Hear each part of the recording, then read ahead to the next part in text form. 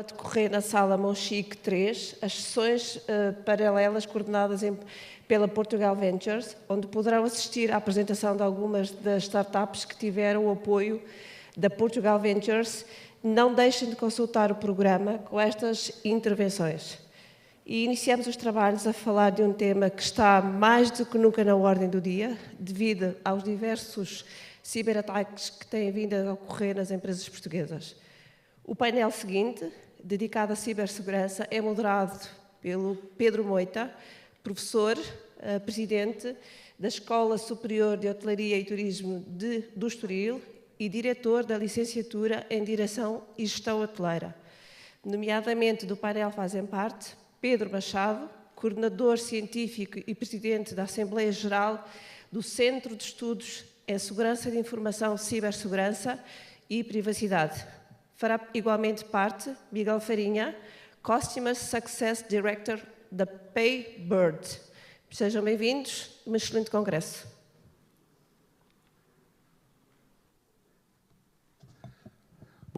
Bom dia a todos. Em primeiro lugar, gostaria de agradecer o convite que me foi formulado pela direção da Adhp. É sempre um prazer, e em meu nome e em nome da Escola Superior de Hotelaria e Turismo do Estoril, é sempre um prazer participarmos nos vossos congressos e neste tipo de sessões, onde a academia vem ter com os profissionais e os profissionais, principalmente diretores de hotel, que tanto partilham connosco este ambiente. Vamos então começar. Eu vou pedir à Regi para pôr então a apresentação. Este mapa que estamos a ver, depois já faço uma breve explicação. No nosso painel, eu como Keynote Speaker irei fazer uma breve introdução a esta problemática do ciberespaço e cibersegurança e o que é que envolve e aponto para a indústria hoteleira e, portanto, na nossa atividade temos que nos preocupar muito com a segurança informática. E depois teremos então um pequeno debate com os meus colegas de painel, onde iremos abordar temas que vão desde o contexto da segurança informática em hotelaria até à componente das gateways de pagamento, cuja importância é também muito forte para este tema da cibersegurança. Eu vou só pedir à Regi se é possível baixar um pouquinho este holofote, não sei se é possível ou não, mas não consigo, está-me a encandear. Se fosse possível, agradecia. Bom, portanto, neste primeiro overview, nesta breve apresentação que irei fazer sobre esta problemática da cibersegurança, a primeira coisa que temos que falar um pouquinho é sobre o ciberespaço. E o que é isto do ciberespaço? Quando se fala em cibersegurança, fala-se na segurança do ciberespaço. Ora, o ciberespaço não é mais do que um mundo de utilizadores interligados entre si através de dispositivos eletrónicos. Ou seja, no fundo é uma sociedade em rede interconectada através de meios de comunicação eletrónica. Só que tem algumas características, é que não há uma propriedade centralizada, não há uma administração, uma gestão centralizada que possa fazer o kick-off de pessoas, que possa fazer o input de outras, decidir o que é que se pode ou não fazer e, portanto, todas as entidades, sejam públicas ou privadas, colocam lá as suas redes, interligam os seus sistemas, a sua informação e, a partir desse momento, aplicam-se as legislações locais de cada país e portanto, torna-se difícil ter um ciberespaço seguro. Factos do ciberespaço, no fundo, não tem fronteiras e é invisível, o que é sempre uma dificuldade para que compreendamos a importância que tem esta temática. Depende do acesso à tecnologia, quer em termos de hardware, quer de software, e também contém muita informação e muito conhecimento pessoal e das nossas organizações. Em nível online, temos um contexto da Surface Web, que são os websites pesquisáveis que nós conhecemos. Temos também a Deep Web, que no fundo as intranets, os websites não pesquisáveis na Surface Web, mas onde constam os dados dos nossos clientes, as plataformas de streaming, intranets todas, home bankings, etc, etc, etc. E depois temos a Dark Web, que engloba o quê? Websites não indexados e que não são acessíveis através dos navegadores e dos browsers comuns. Portanto, onde, no fundo, temos escondido toda a atividade criminosa. Portanto, a Surface Web, Deep Web e Darknet, que no fundo, onde consta toda a componente criminal e onde os hackers trocam informação sobre os nossos próprios, sobre a informação que já foi hackada e que já nos foi roubada portanto, que pode ser às vezes também uma preocupação. Então, o que é a cibersegurança? Qual é este conceito de cibersegurança? Ela está relacionada com o universo cibernético e com estas redes de comunicação entre computadores. Portanto, prevê a proteção contra estes ciberataques ou qualquer atividade criminosa feita via a tecnologia. Tem por missão prevenir, detectar e anular ciberataques ou qualquer outra atividade informática criminosa. Esta escala de ameaça virtual é brutal. Portanto, em 2019 tínhamos 8 bilhões de registros expostos, com dados pessoais e informação confidencial. Em 2019 houve um aumento de em 2020 houve um aumento de 141%. E isto continuou de 21 para 22, mais 38%.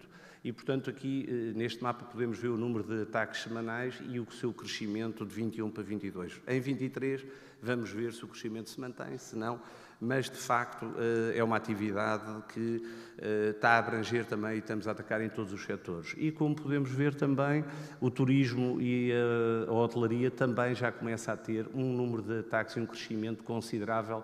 Portanto, o número de ataques semanais de 21 para 22 aumentou já na nossa atividade cerca de 60%. Portanto, temos que estar atentos e temos que ter cuidado. Este mapa foi aquele que viram antes do início desta sessão, representa em tempo real os ataques das últimas 24 horas. Por isso, era um mapa dinâmico, aqui está estático na apresentação, mas se tiveram o cuidado de ver os números, é brutal. Isto é atualizado ao minuto e tem sempre as últimas 24 horas e indica o início do local dos ataques e o target dos ataques. Perdão. Principais motivações e ameaças para o cibercrime. É o crime virtual por motivação financeira, por motivação política, chamada guerra cibernética, e também para causar o pânico, portanto, o terrorismo cibernético. Portanto, atacar por uma questão de, entre aspas, panicar a sociedade. Portanto, a cibersegurança, no fundo, visa a proteção de computadores, servidores, dispositivos móveis, redes de dados e, no fundo, contra todos estes sistemas de ataque malicioso. E na indústria hoteleira, porque é que temos que ter muita atenção a isso? Porque nós temos muita informação dos hóspedes, cartões de crédito, passaportes, contactos, etc. Ainda podemos ver em algumas auditorias algumas unidades hoteleiras que ainda se guardam cartões de crédito em sistemas não seguros, ainda se guardam em PMS, por exemplo. Dados de passaportes, dados do negócio também, é também muito apetecível. Porquê? Porque o nosso histórico, em termos de Business Intelligence, pode valer ouro, reservas, contratos, segmentos de mercado, nacionalidades, etc, etc, etc, etc. E, portanto, todos estes dados estão nos nossos computadores, estão nos nossos sistemas. E depois somos também apetecíveis alvos de extorsão financeira. E porquê? Porque temos uma forte dependência da gestão das tecnologias em tempo real, 24 horas por dia. Portanto, nós nos hotéis temos uma máquina que não para, 24/24, e, portanto, qualquer ataque, temos que considerar sempre a hipótese de pagar um resgate ou não, porque, por vezes, o tempo de recuperar daquele desastre pode não compensar o prejuízo versus pagar, de facto, um resgate. E, portanto, tornamos-nos, de facto, na Darknet como apetecíveis alvos e depois é sempre aquele problema. Eu lembro quando fiz o curso de Cibersegurança no Instituto de Defesa Nacional, o coordenador, creio que era um general, já não me recordo da patente, mas creio que era general, a primeira coisa que disse foi não paguem. Quando se abordou esta temática, não paguem resgates porque, primeiro, não temos a garantia absoluta de que, pós-pagamento do resgate, tenhamos a chave para desencriptar e para voltar a ter os nossos sistemas operacionais. Segundo, porque nos tornamos um alvo fácil, quer nós, quer o nosso setor, o respectivo setor da atividade. Porquê? Porque dizem, eles pagam, vamos tentar atacar novamente, vamos tentar fazer, porque eles necessitam muito desta informação, isto para eles valor e, portanto, pago. E, portanto, mas também é complicado. Eu, como diretor hoteleiro, também pensaria 2 vezes. Bom, não pago, vou pagar, qual o timing que eu consigo recuperar e, portanto, se a montante tratarmos disto tudo, vamos ter muito menos problemas. Mas vamos ter problemas e, portanto, esta é uma temática muito importante que eu creio que, e ainda bem que a ADHP escolheu também esta temática para este Congresso, que eu penso que é muito importante que comecem a pensar sobre ela. Portanto, no fundo, quais são as principais ameaças que temos à cibersegurança? Eu fiz um conjunto daquilo que seria principal e mais comum. Os malwares, portanto, software malicioso criado para danificar o funcionamento dos computadores, e vamos ver que tipo de malwares é que existem. Temos os vírus, que penso que todos conhecem, autorreproduzem-se, associam-se a ficheiros, entre aspas, limpos, não é?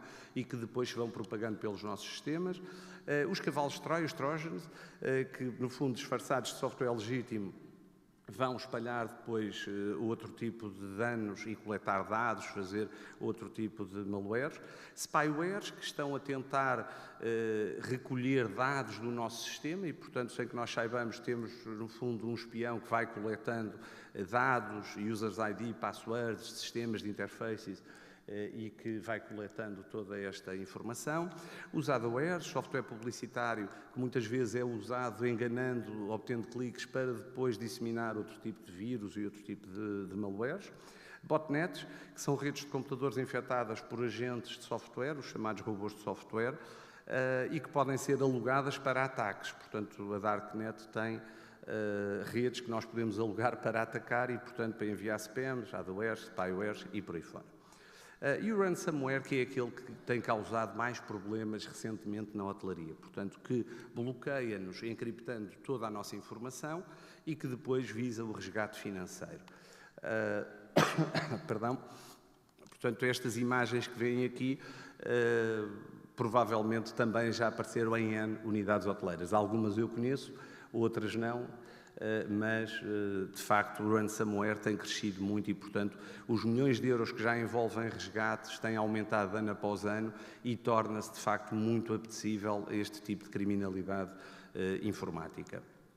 Portanto, depois dos malwares, temos o SQL Injection, que é, no fundo, controlar e furtar os dados de uma base de dados. Portanto, a ideia é que um hacker consiga entrar na nossa base de dados e imaginem o que é sofrermos um ataque destes, não é? De repente entram-nos no PMS e, sem que nós saibamos, alteram reservas, limpam reservas, clientes que não pagaram vão estar como tendo pago, podem trocar segmentos, e, portanto, podem causar N tipo de danos e, portanto, obriga-nos também a ter muita atenção, porque depois isto vai se repercutir tudo na avaliação qualidade do nosso serviço prestado ao cliente, como é óbvio. Depois temos também o phishing, que presumo que também todos conheçam, portanto, visa sempre a obtenção de informação confidencial, aqueles e-mails que nós recebemos a dizer, atenção, tem que trocar a sua password, clique aqui, ponha o seu user ID, ponha e, portanto, no fundo, clonam os websites para que depois consigam recolher e retirar-nos informação. Depois temos também o man in the middle, que é aquele mais normal já na Segunda Guerra Mundial era muito utilizado nas escutas telefónicas, não é? Só que agora é no âmbito dos nossos sistemas, chama-se sniffing de informação, que é, no fundo, toda a informação que passa na rede ser, no fundo, retirada por esta técnica de man in the middle. E isto obriga-nos a pensar, quando nos ligamos remotamente aos nossos hotéis, se calhar temos que ter ligações encriptadas. Já vamos falar um pouquinho disso, mas, de facto, é uma forma também de nos intrometermos na informação da unidade hoteleira. Depois, denial of service, que é, no fundo, impedir o sistema informático de funcionar. Ou seja, fazemos uma sobrecarga sobre um determinado servidor, que está online, gastamos-lhe toda a largura de banda, toda a capacidade de processamento sempre com consultas e, portanto, esse servidor deixa de responder aos nossos clientes, bloqueamos um website de e-commerce, bloqueamos um servidor de PMS, etc, etc, etc, etc. E, portanto, deixa de ficar operável porque, de repente, ele tem a capacidade de dar, imaginem, X respostas por segundo e tem 1 milhão de X pedidos, não é? E, portanto, bloqueia porque não conseguimos funcionar. Portanto, no fundo, porquê é que na hotelaria, na atividade hoteleira, temos dificuldades e temos que pensar muito nisto? Porque nós temos uma atividade com muitos pontos de entrada para a cibersegurança ou para a cibercriminalidade, digo.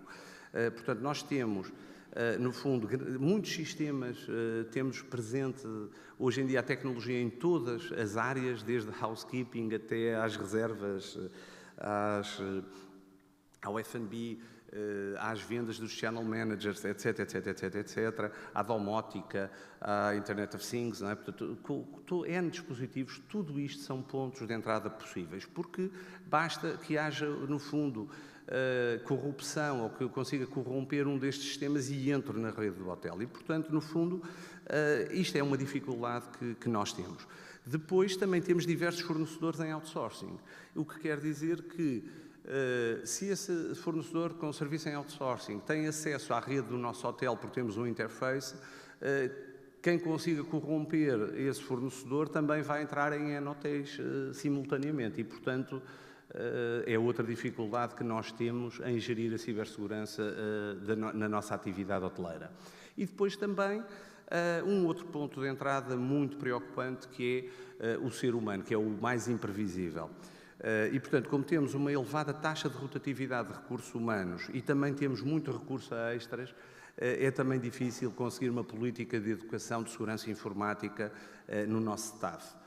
E, portanto, estas são, no fundo, as dificuldades que nós identificamos e que nos parecem, que dão que pensar e que parece que todos os diretores hoteleiros têm que começar a pensar sobre isto. Quais são os itens sobre os quais temos que pensar quando estabelecemos uma política de segurança informática numa unidade hoteleira? A rede, proteger a rede de computadores de todos os intrusos, quer sejam pessoas, quer sejam os bots de software.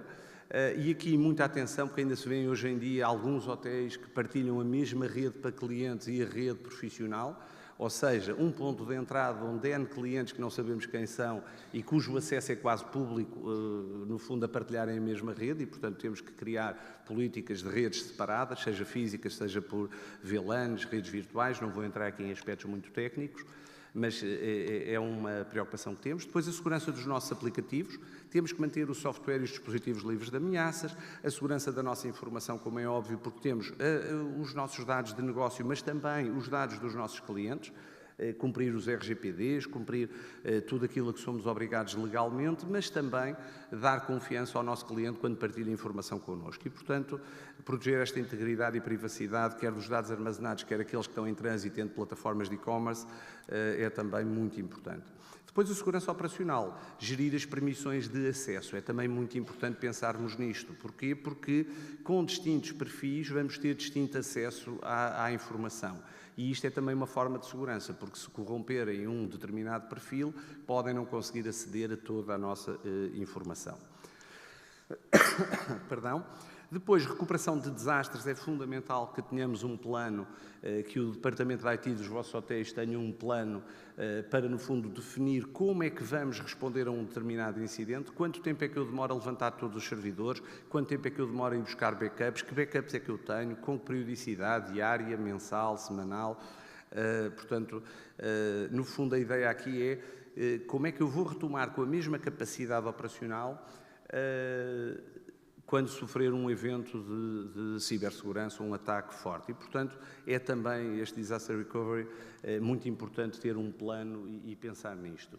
E depois a educação do utilizador, que é outra coisa também fundamental, porque é o mais imprevisível. Qualquer pessoa que tenha acesso à nossa rede pode introduzir acidentalmente vírus num sistema seguro.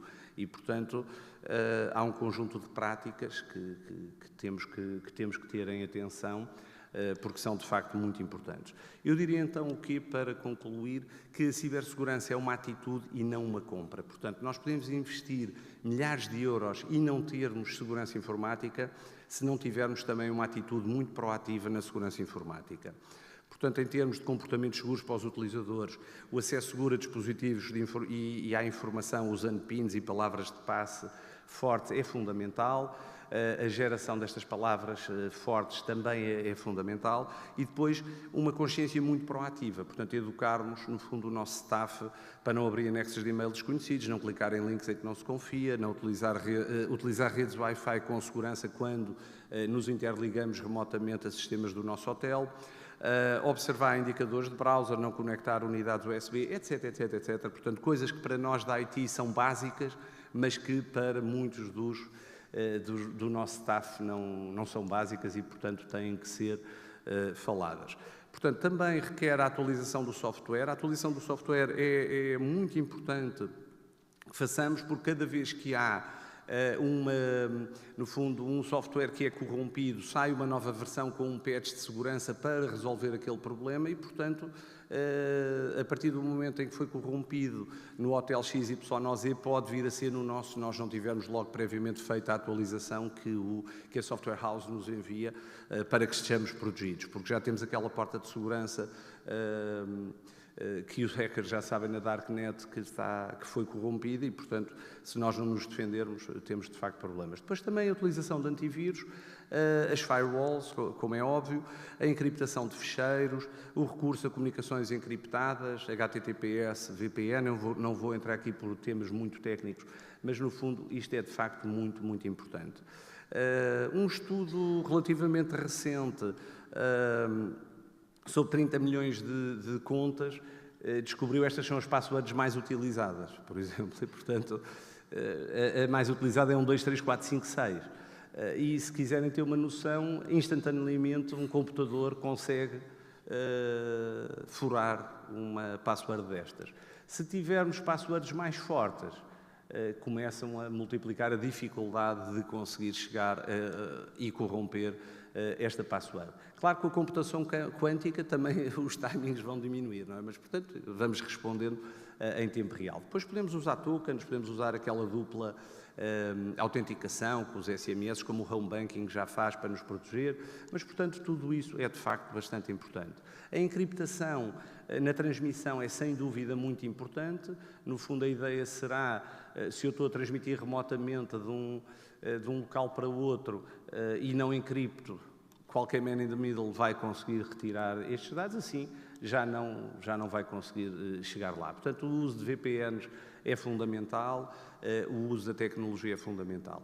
Portanto, no fundo, eu diria que as atualizações, como falei antes, eu diria que, no fundo, tenham muita atenção, porque responder apenas depois, pôr as trancas à porta após sermos assaltados, já a história nos diz que pode ser tarde, não é? Portanto, eu recomendo que tenham, de facto, muita atenção a estas questões da cibersegurança, olhem para elas como olham para a segurança alimentar, como olham para as outras áreas de segurança das unidades hoteleiras, porque podem nos dar prejuízos e danos, quer à imagem, à reputação do hotel e também financeiros, de facto, drásticos. Portanto, muito obrigado e vamos então iniciar a discussão no painel.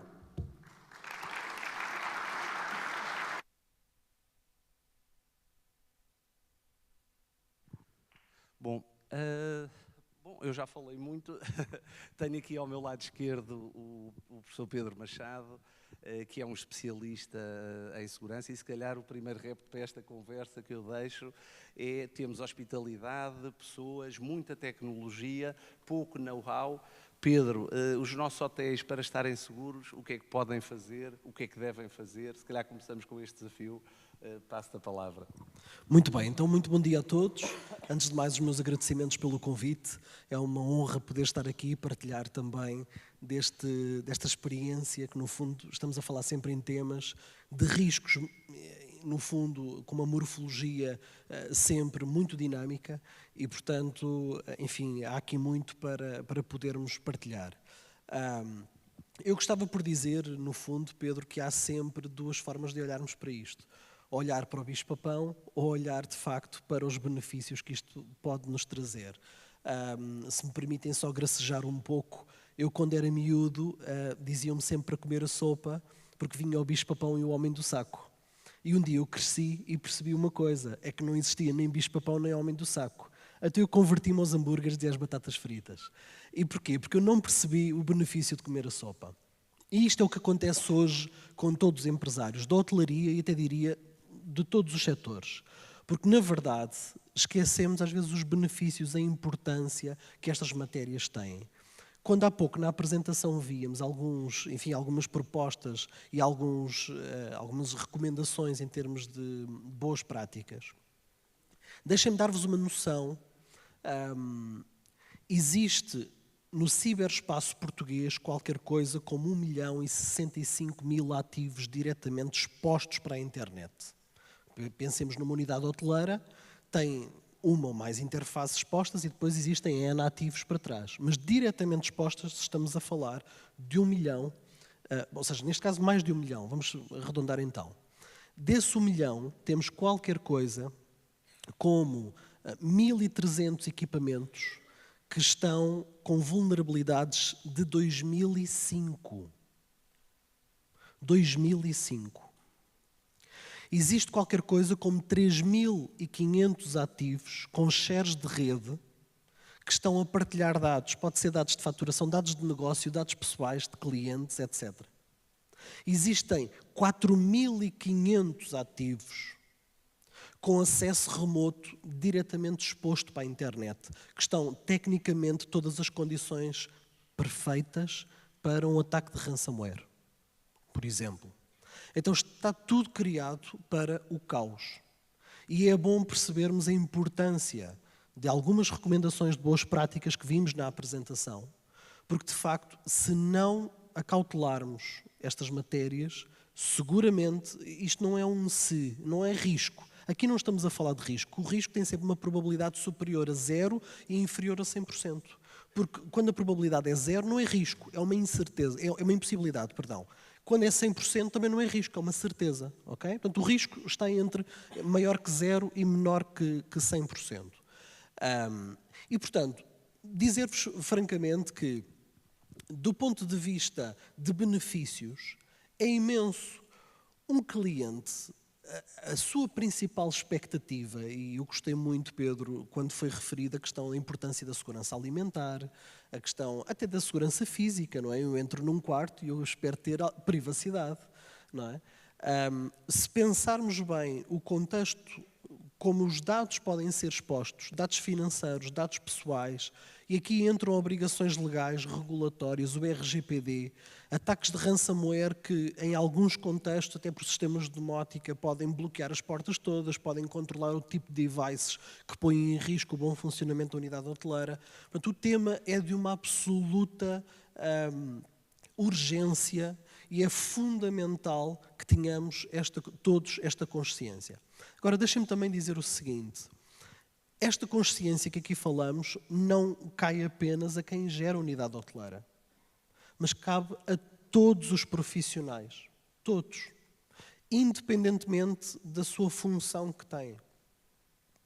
Porque a missão da segurança, por exemplo, alguém que vai fazer manutenção de um espaço, se vir um device acoplado num sítio suspeito, etc., deve de existir uma política de segurança de informação, mas deve de existir, por exemplo, um canal, procedimentos definidos para tudo o que possa ser suspeito, como é que nós vamos reagir. Portanto, nós temos que estar preparados.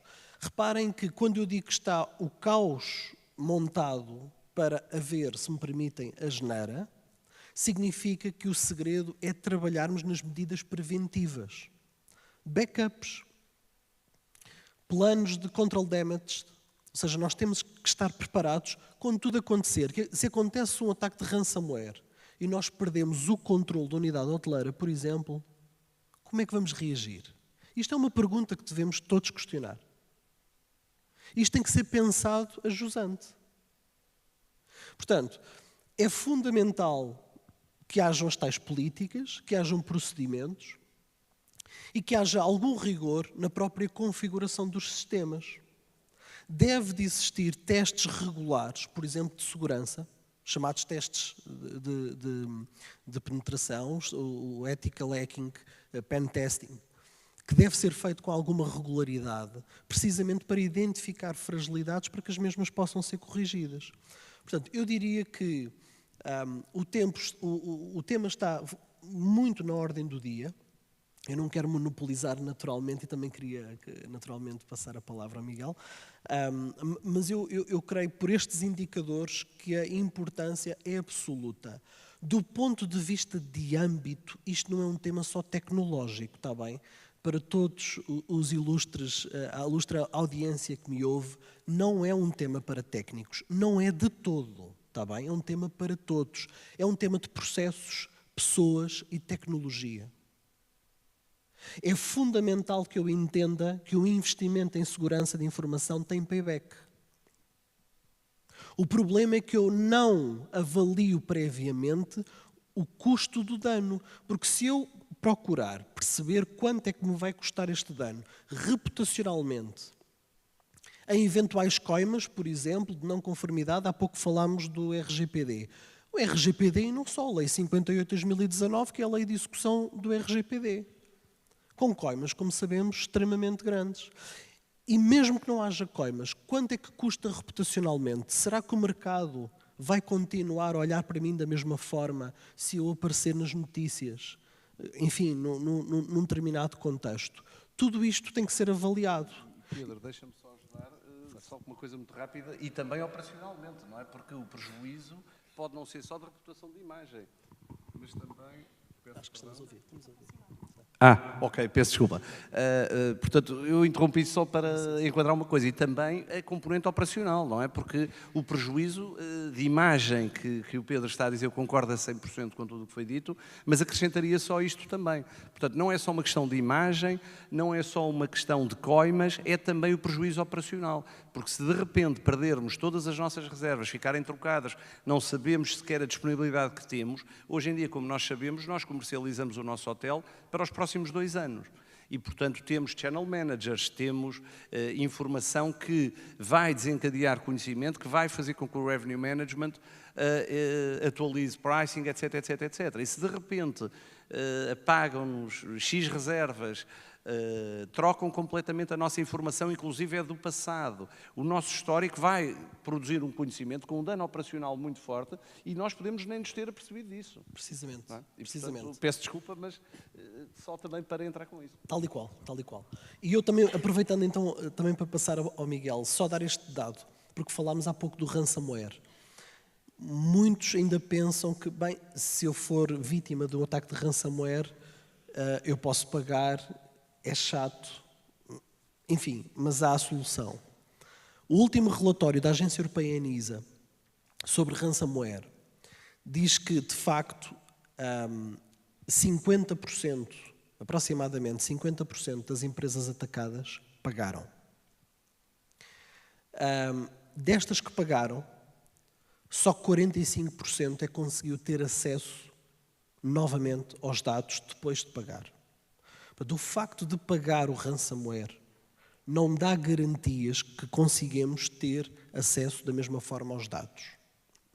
Mas quando pagamos, não percebemos que estamos, de algum modo, a dar dinheiro a uma entidade que, de facto, pode utilizar o dinheiro para ir comprar sugos, acho que posso dizer isto, não é? Ou pastéis de nata, nós dizemos aqui pastéis de nata, é mais agradável.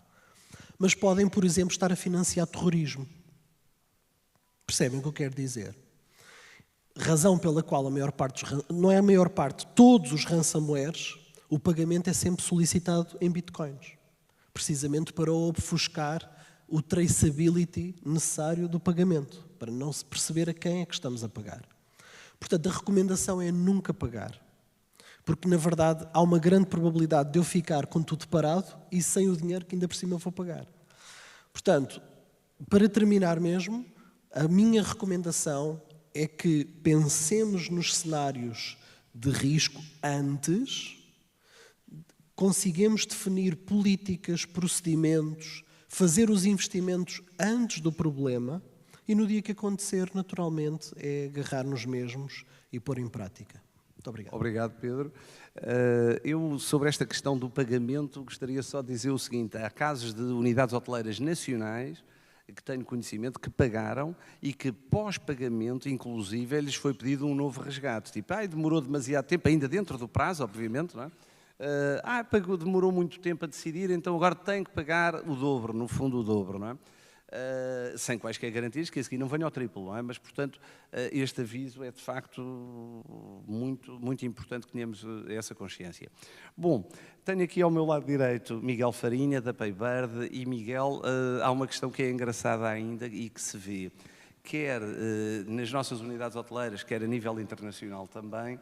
Ainda encontramos plataformas de e-commerce que não recorrem a gateways de pagamento, ainda encontramos muitas unidades hoteleiras que colocam nos seus PMS o cartão de crédito, porque é necessário para darmos crédito aos nossos clientes, para eles terem consumo, e, portanto, o que é que uma gateway de pagamento pode ajudar, o que é que uma gateway de pagamento pode dar alguma segurança aos nossos hoteleiros e a esta atividade.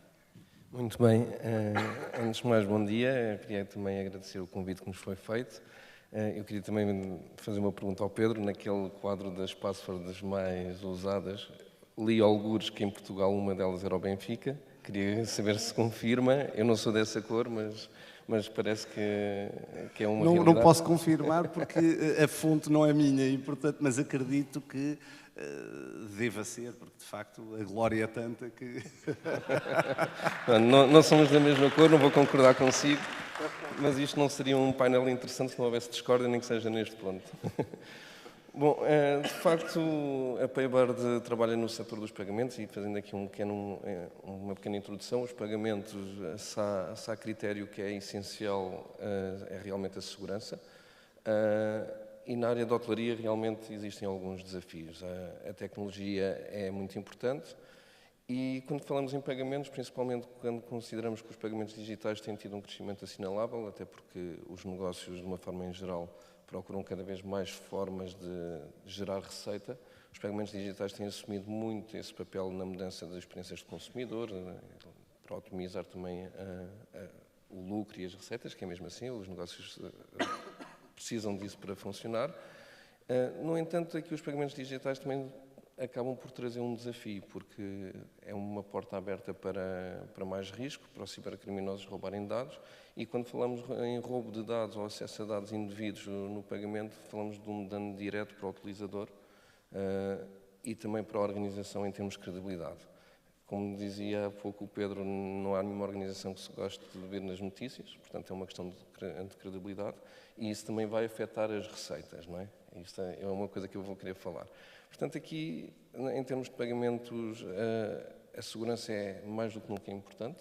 Os meliantes cada vez têm técnicas mais avançadas e todo o ecossistema está preparado para isso. Falamos desde os sistemas de pagamento, às regras PCI e DSS, que são cada vez mais exigentes, ainda bem, mas as próprias gateways. Mas há realmente aqui uma mudança de mentalidade que tem que haver nos negócios, que não vale tudo para gerar receita e gerar negócio.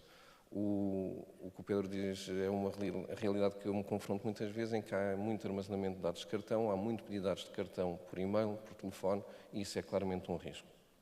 Como é que se ultrapassa isso? Basicamente, e muito bem como dizia, é recorrer a parceiros que lhes ofereçam medidas e tecnologia que permitam salvaguardar. Há mudanças de comportamento também, mas temos que ter sempre presente este equilíbrio. Quanto mais investimos em segurança, mais fricção criamos nos pagamentos. Mais fricção, a fricção que criamos adicional pode afastar pessoas também de fazerem negócio connosco. E é algo que não queremos. Se por um lado fomenta uma receita, uma credibilidade a mais longo prazo, por outro lado, o curto prazo sabemos que num decisor de negócio também é muito importante e às vezes atalham-se caminhos que não deveriam acontecer. No nosso setor, e falando aqui em particular da Paybyrd, nós somos uma fintech, estamos desde 2018 no mercado, investimos muito na segurança, não há ninguém que neste setor possa abdicar do que quer que seja em termos de segurança, mas o que nós nos comprometemos também foi garantir que, mantendo os níveis máximos de segurança, também queremos ajudar os nossos clientes, as entidades que nos procuram, a otimizar a experiência do consumidor e a receita, porque no final do dia é isto que falamos, é o nosso negócio. Portanto, essencialmente era isto que eu vos queria trazer. É muito importante ter presente que dados de cartão, dados de pagamento afetam diretamente o pagador, mas também afetam a credibilidade da organização. Portanto, é bom não abdicar e as regras de pagamento é muito importante garantirem que trabalham com parceiros que vos forneçam todas as garantias de segurança, mas que ao mesmo tempo vos permitam crescer e otimizar a experiência e a receita. Miguel, uma coisa, eu posso dizer que uma gateway de pagamento é como se fosse um TPA do negócio tradicional no e-commerce? Podemos dizer que é um TPA, no fundo, virtual? Que garantias é que vocês dão de segurança aos hoteleiros para que façamos essa adesão às gateways de pagamento? Como é que a coisa funciona, já que o dado do cartão de crédito não fica connosco? Que garantias temos? Como é que isso funciona? Podes abordar, não tecnicamente, Claro. como é óbvio, mas para que consigamos Bom, eu espero que não haja aqui muitos concorrentes, porque vão entrar aqui em algum segredo de negócio, mas sim, obviamente, isto é de uma forma geral, todas as gateways de pagamento têm oferecido mecanismos que o comerciante não precisa armazenar dados de cartão, mas mais do que isso, e de facto por trás está um terminal, quer seja virtual, e falamos tipicamente no online ou e-commerce, quer seja também nos terminais tradicionais que estão ao balcão de qualquer negócio, há uma necessidade de se gerir tecnologicamente também a informação que passa. Em termos de riscos, no pagamento há 3 fases essenciais. Uma é quando há a transmissão dos dados de cartão, seja pela leitura do mesmo num dispositivo ou a inserção dos dados de pagamento no e-commerce. Há o processamento da própria operação e há o armazenamento de dados. E é trabalhando nestas 3 fases do pagamento que a gateway de pagamentos, o operador de pagamentos com que trabalham, tem que garantir toda a segurança no tratamento de informação. Em termos de práticas, posso-vos dizer, nós investimos muito tempo em investigar tecnologia de segurança, mas virado para um objetivo, e vou voltar aqui se calhar a repetir, mas acho que é essencial para quem gera um negócio, muito virado para garantir que a taxa de aceitação dos pagamentos se mantenha em níveis altos. Tecnologia, novamente, não vou especificar exatamente os procedimentos que nós temos na nossa plataforma, mas posso-vos dizer que, por exemplo, a taxa de aceitação mantém-se uma preocupação, aumentando a segurança, mas mantendo a preocupação também em manter a taxa de aceitação.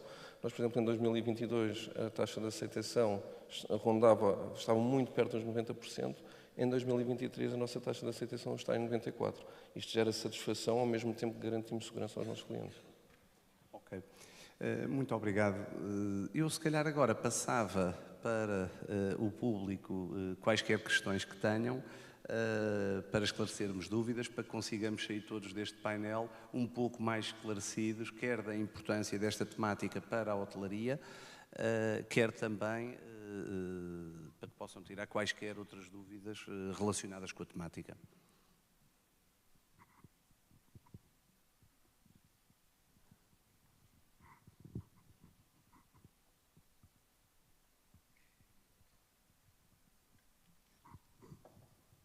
Bom dia. Queria saudar e felicitar este painel, tanto liderado por Pedro Moita, de quem eu tenho o privilégio de ser amigo, e tive o privilégio de ter a colaborar comigo durante uns poucos anos, e é nessa base que eu achei que devia ter o dever de dar alguma palavrinha. Graças a si, portanto, à forma como sou profissional e o seu grau de exigência e o rigor e as chamadas de atenção, nós não tivemos problemas graves na empresa que eu dirigi. E uma das coisas que me recorda, e estamos a falar em algo que é preciso ter atenção, que é a confiança dos clientes. Não só dos clientes final, o cliente fica alojado, mas sobretudo em clientes com quem nós estamos integrados, neste caso concreto, assim, perto de uma centena, com integrações com vários canais de distribuição. E eu recordo-me perfeitamente a forma como sempre me sensibilizou, e isso é extremamente importante e foi referido aqui, que é a sensibilização generalizada dentro da empresa, que havia, e acontece na parte das empresas, quando se dá um pouco de liberdade, que é funcionários de vários setores utilizarem a internet nos vários POS, nos vários setores.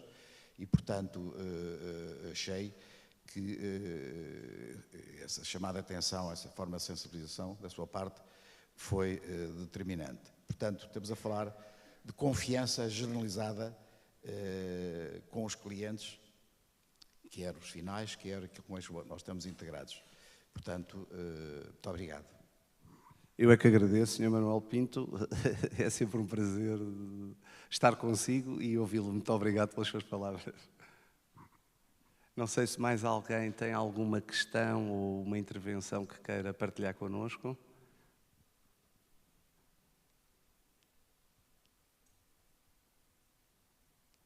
Bom, não havendo, vamos então concluir. Não sei, Pedro, umas breves palavras para concluirmos. Bom, apenas manifestar o meu desejo que, de facto, este tema esteja na agenda de todos. É uma forma de garantirmos também a maior resiliência dos nossos negócios, das nossas unidades hoteleiras. há que perceber o contexto em que estamos, contexto, eu direi mesmo geoestratégico. O setor do turismo é profundamente crítico para Portugal, portanto, qualquer agenda que exista, repito, no contexto geoestratégico, colocará as unidades hoteleiras, de facto, na mira. Portanto, o meu desejo, os meus votos é que, de facto, esta temática faça parte, desde a gestão de topo até a todos os, enfim, as mais simples funções, que, de facto, estejam alerta para esta matéria. E muito obrigado. Obrigado. Miguel? Bom, agradecer novamente o convite e a oportunidade que me deram também de partilhar aqui a nossa visão em termos de pagamentos. Dizer também que, apesar de o mundo, depois desta apresentação, ser um bocadinho mais assustador quando sairmos desta porta, há boas notícias, há muitas entidades a trabalhar para minimizar estes impactos. Nós queremos acreditar que fazemos parte da solução e não do problema. E lá está, não se assustarem, o mundo dos negócios está em constante evolução. E isso não deve impedir também que nós pensemos em evoluções das experiências que damos aos nossos clientes, mas não perder de vista também a importância da segurança e garantir que todas as evoluções também tenham por base cumprir com alguns dos pontos que aqui falamos. Ok, muito obrigado. Da minha parte também agradecer, obviamente, e deixar este repto que, no fundo, por favor, incluam esta temática, preocupem-se com ela, porque é previamente que temos que tratar dela, porque a posteriori penso que este painel vos mostrou que pode ser bastante mais complicado. E, portanto, por favor, incluam na formação, na contratação dos RH, em toda a parte de gestão operacional da unidade hoteleira, também esta temática. Vêem-se N preocupações com o CESICP, vêem-se N preocupações com a segurança física da unidade hoteleira também, videovigilância, etc, mas pouca preocupação, muitas vezes porque quem dirige as unidades não domina estas matérias. Mas não tem que dominar, não é? Portanto, também não domina certamente todas as áreas do F&B, etc. E, portanto, tratá-las por tu é importante, tratá-las sem medo, como dizia aqui o Miguel, é importante, mas tê-las na agenda, eu penso que é, de facto, nos nossos briefings também, é, de facto, muito importante. Este é o repto que eu gostava de deixar para o final deste painel e agradecer a vossa participação e, mais uma vez, à direção da ADHP, o convite que foi formulado. É sempre um prazer estar convosco. Muito obrigado e até qualquer dia.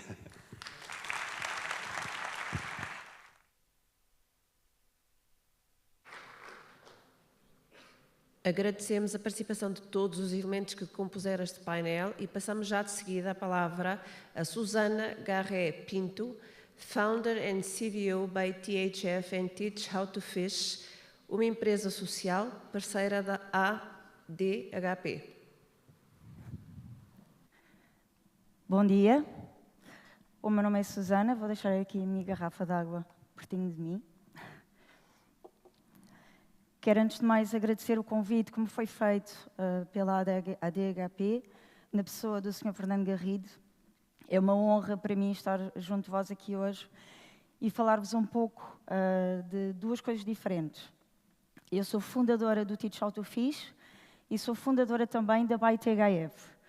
É sobre a ByTHF que vos venho falar hoje, mas penso que é fundamental também contextualizar-vos e explicar-vos um bocadinho daquilo que foi o caminho que me levou a criar então a primeira empresa social no nosso país. O Teach How to Fish é um modelo de impacto focado nas pessoas e orientado para a dimensão social da sustentabilidade. Criei o Teach How to Fish há 8 anos, após a minha terceira experiência como voluntária a nível internacional, e com um objetivo muito concreto, de transformar a dependência de caridade em autossustento. Isto é, capacitar pessoas que vivem em situação de pobreza e exclusão social, por forma a que tenham uma vida digna e livres, portanto, e de forma autónoma, sem a necessidade de presença de outras pessoas ou organizações na gestão das suas vidas. Por forma a ter um modelo de gestão pelo exemplo e também gerir pessoas a todo o momento, em cada missão, pelo exemplo, nunca transformei o Teach How to Fish em nenhum modelo do terceiro setor.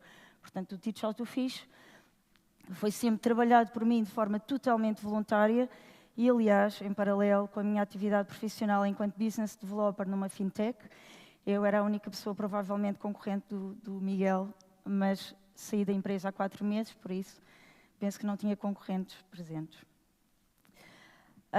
E por isso, por ser tão importante a forma de estarmos também pelo exemplo junto às nossas equipas, primeiro os voluntários que estiveram ao meu lado, mais de 100 pessoas de 19 países diferentes ao longo destes 8 anos, e também as pessoas a quem servimos, as comunidades a quem servimos, estudei ao longo de praticamente 6 anos as soluções que o nosso mundo oferecia ao nível de sustentabilidade financeira em projetos sociais ou ambientais que permitissem então chegar ao objetivo. E o modelo de empresa social foi de facto aquele que achei que iria ao encontro do meu objetivo principal.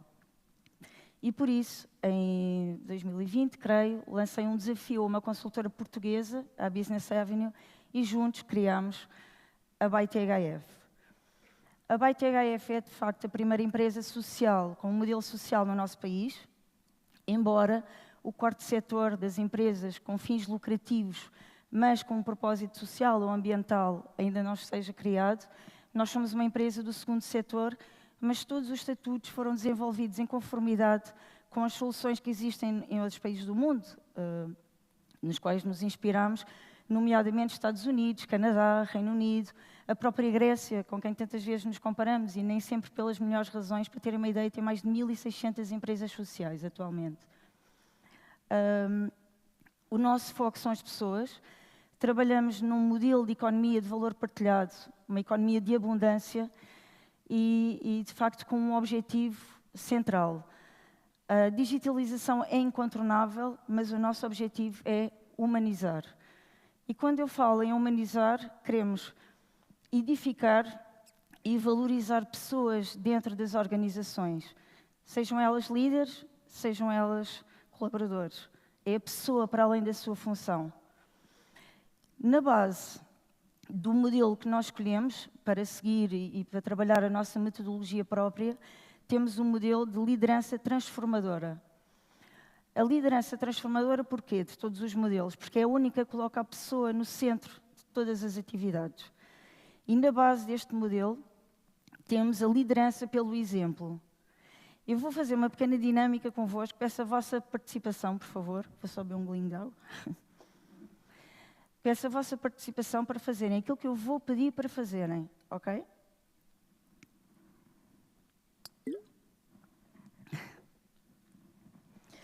Então, eu vou pedir que, por favor, me acompanhem e coloquem todas as vossas mãos nas vossas cabeças. Obrigada. Agora vou pedir, por favor, coloquem as vossas mãos nos vossos ombros. Obrigada. Agora, por favor, juntem as vossas mãos. Obrigada. Agora vou pedir que todos tapem os vossos olhos com as vossas mãos. Sim, eu pedi que tapassem os olhos com as mãos. Agora vou pedir que, por favor, tapem a vossa boca com as vossas mãos. É isto, liderar pelo exemplo. É nós podermos ensinar e nós podermos inspirar todos os que nos rodeiam em permanência com as nossas ações. Os serviços da ByteHF são a formação, trabalhamos sempre no âmbito do desenvolvimento pessoal e os ingredientes das competências humanas ao lado dos nossos clientes e dos nossos parceiros, por forma a, de facto, respondermos em conjunto àqueles que são os desafios assinalados e também, muito importante, alinhados à cultura da empresa. Depois, também temos serviços ao nível do team building, portanto, considerando toda a experiência do colaborador, e serviços de consultoria com uma equipa, a nossa equipa, a quem eu sempre agradeço profundamente, porque todos os dias, com o seu expertise nas mais diferentes áreas, criamos uma metodologia própria, mas profundamente flexível e ajustada ao mundo volátil em que vivemos. Não poderia ser de outra forma. E mais uma vez, porque somos uma empresa social, imaginem que é o nosso superpoder. mas é um superpoder que nós vamos partilhar com os nossos clientes e parceiros. Porque, de facto, vamos permitir que, finalmente, os nossos clientes tenham um impacto direto e ativo no âmbito da responsabilidade social corporativa, que não de forma meramente caritativa. Isto é, com ações que são mensuráveis e respondem diretamente ao nível dos critérios ESG, portanto, ambiental, social e de governança corporativa, que considero que todos sabem que vão ser fundamentais para a análise nas nossas empresas. Como é que o fazemos? De duas formas. A primeira, através de ações de team building. Eu divido aqui em dois exemplos, portanto, ações de team building junto dos parceiros do Teach How to Fish, que trabalham, por exemplo, ao nível ambiental, ao nível da habitação, da alimentação, onde existem carências a outros níveis, mas também aquilo que nós designamos de in-house training, que não é nada mais, nada menos do que, resumidamente, integrar pessoas externas à empresa, que estão em situação de desemprego, na ação de formação dos colaboradores, dos nossos clientes, por forma clara, lá mais à frente, criar um posto de trabalho, mas ainda que não seja possível, todos juntos, vamos conseguir trabalhar na capacitação, na autoconfiança desta pessoa, trabalhar o seu currículo, trabalhar o seu sentido empreendedor com vista à sua empregabilidade. Mas ainda temos outra forma, porque para além dos estatutos que, como vos disse, estão alinhados ao quarto setor em outros países do mundo, em Portugal assumimos o compromisso, adicionalmente, que o resultado líquido da BAI-THF será aplicado no âmbito dos programas do Teach How to Fish, mas ainda também junto dos nossos parceiros que trabalhem nas outras áreas que mencionei antes. Os principais benefícios de trabalhar dentro da metodologia da BAI-THF, e porque nos focamos sempre nas pessoas, são de facto que resgatamos e trabalhamos as suas forças, os seus talentos. O que é que isto promove? Promove a sua autonomia, a sua motivação e aumenta a sua produtividade. Transforma grupos outrora estagnados em equipas sólidas, em equipas dinâmicas. E claro, e que todos juntos estejam focados a trabalhar para atingir um objetivo comum dentro da empresa. Estes benefícios respondem àquilo que resumi aqui em 4 desafios principais que são, infelizmente, transversais a todos os setores, mas sobretudo no setor hoteleiro. E estão em 4 tópicos, mas poderiam ser uma frase corrida, porque estão absolutamente ligados. O primeiro, a falta de conhecimento do que é a cultura da organização. Isto é, sei que já ouviram aqui antes, em outros congressos, mesmo da Adhp, mas de facto, quantas vezes reunimos no final de cada ano com as nossas equipas, os nossos chefes de secção, etc., delineamos estratégias, objetivos, mas depois simplesmente não partilhamos com os nossos colaboradores. Isto provoca desmotivação, o não vincular das pessoas com a nossa empresa. O que acontece? Consequência primeira, baixa a produtividade.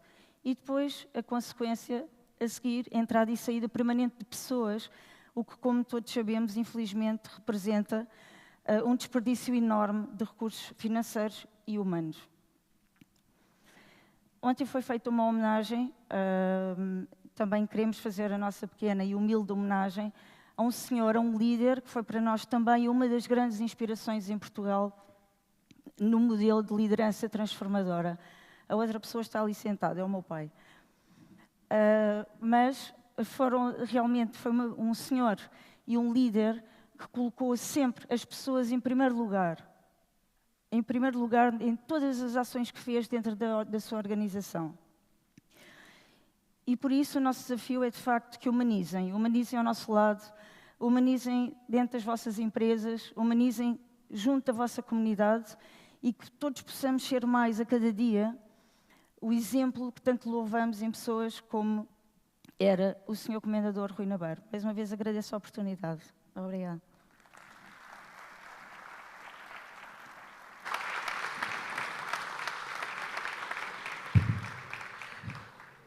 Obrigada a Susana Garrett Pinto pela sua apresentação e convidamos-nos agora para uma pausa merecida num coffee break patrocinado pelas empresas Sogenave, Nescafé e ALS Global, parceiros da ADHP.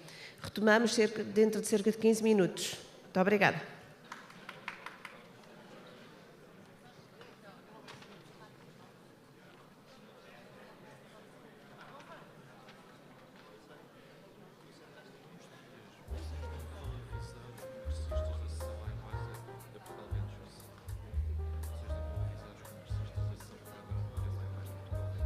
Ao povo clube.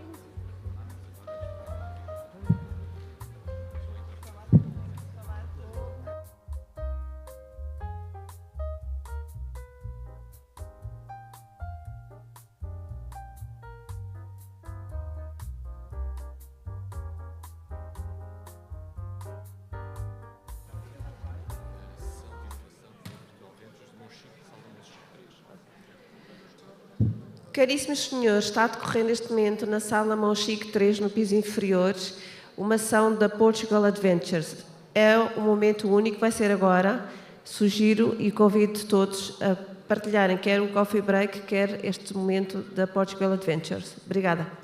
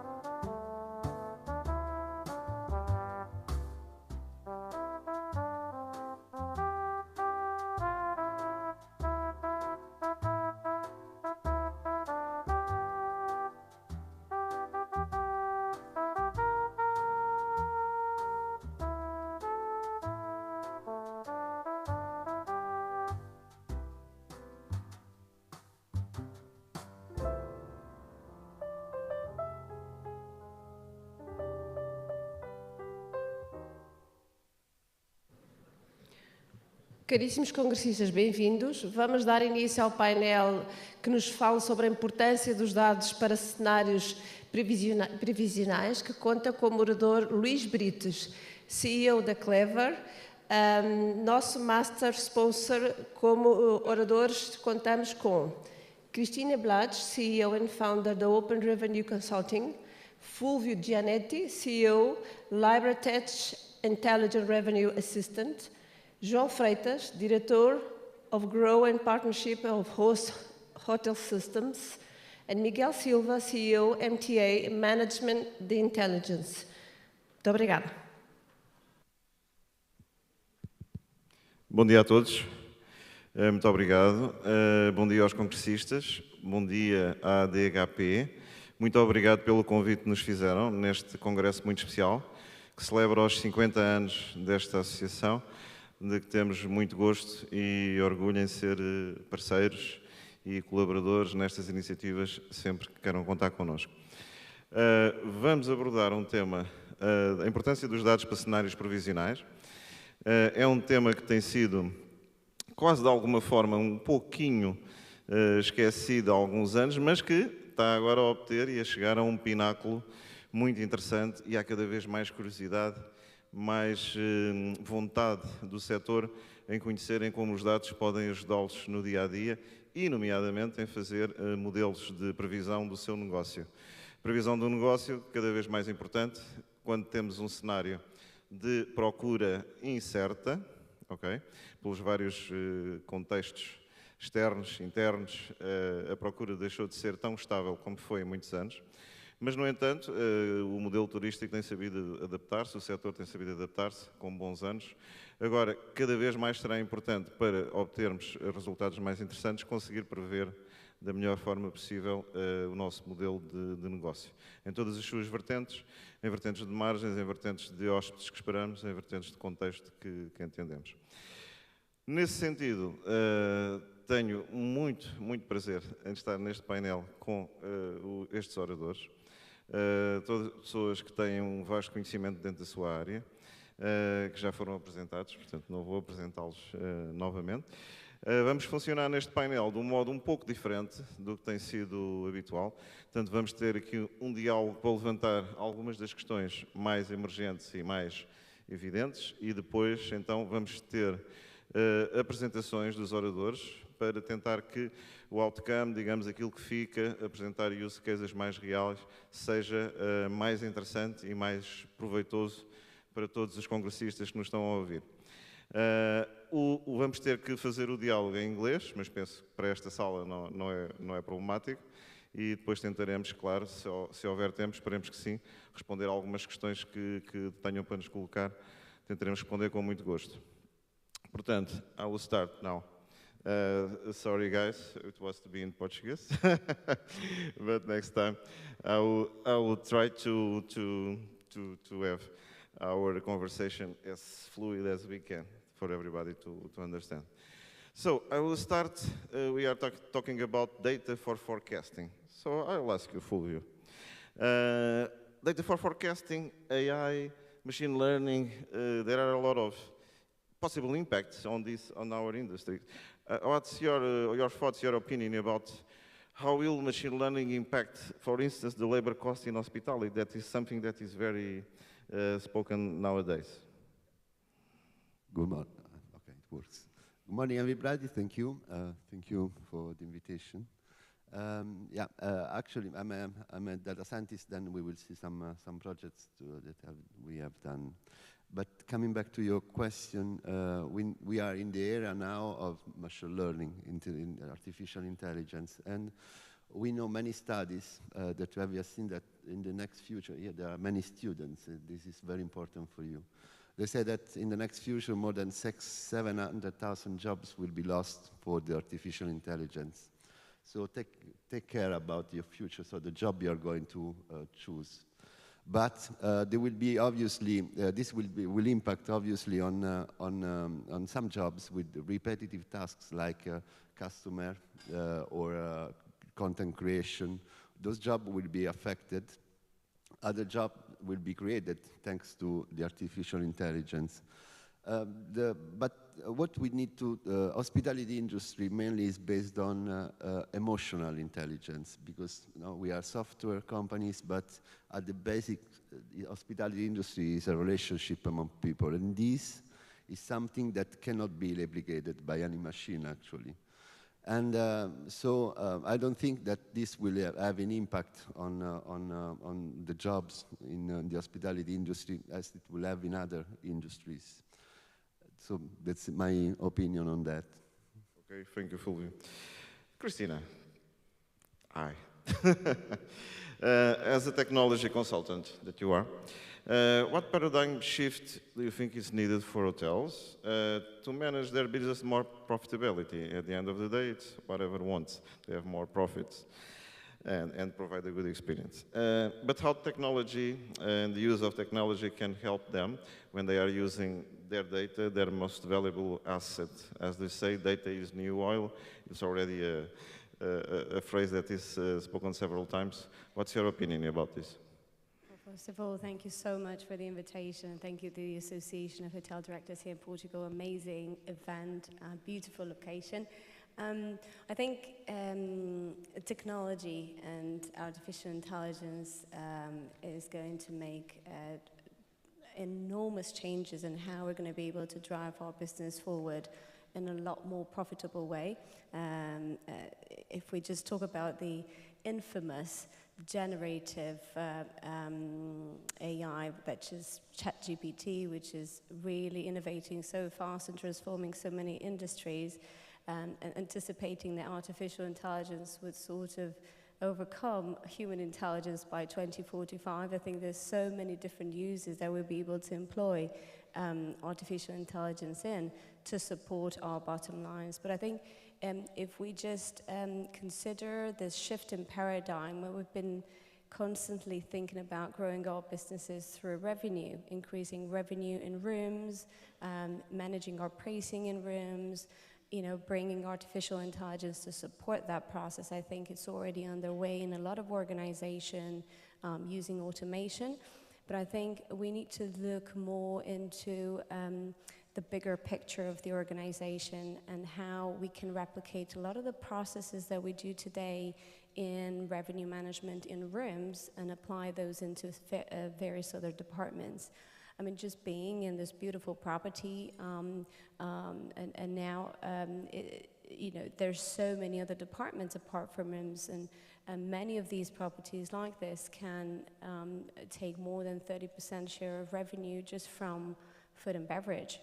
They may have MICE, they might have parking and other revenue streams that can actually support that bottom line profitability and increase that wallet spend of the customer ultimately.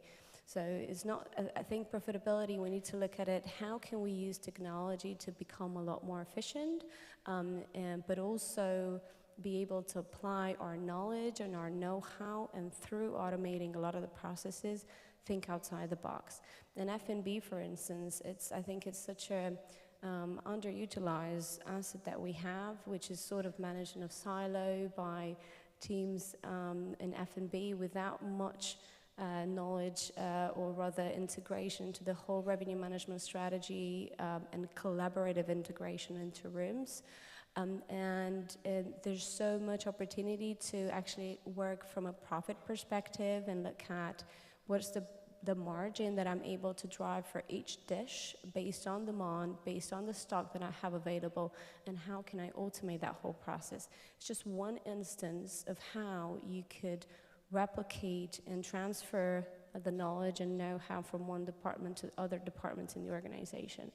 Today we're going to talk quite a bit about how we can asset manage our properties a lot more profitably by being able to transform digitally everything we do operationally and have that data rather available to everyone within the organization to see how, particularly as we talk about the guests, how it impacts the operation and how it impacts our bottom line.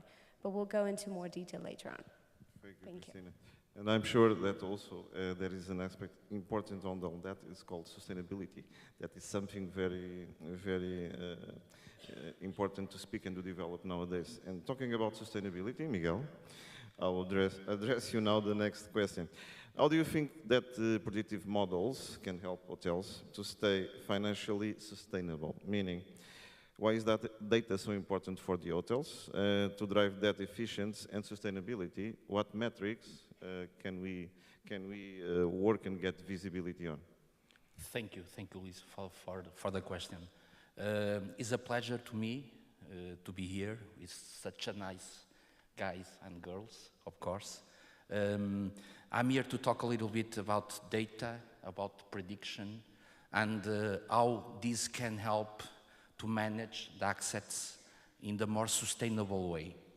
I can give some metrics.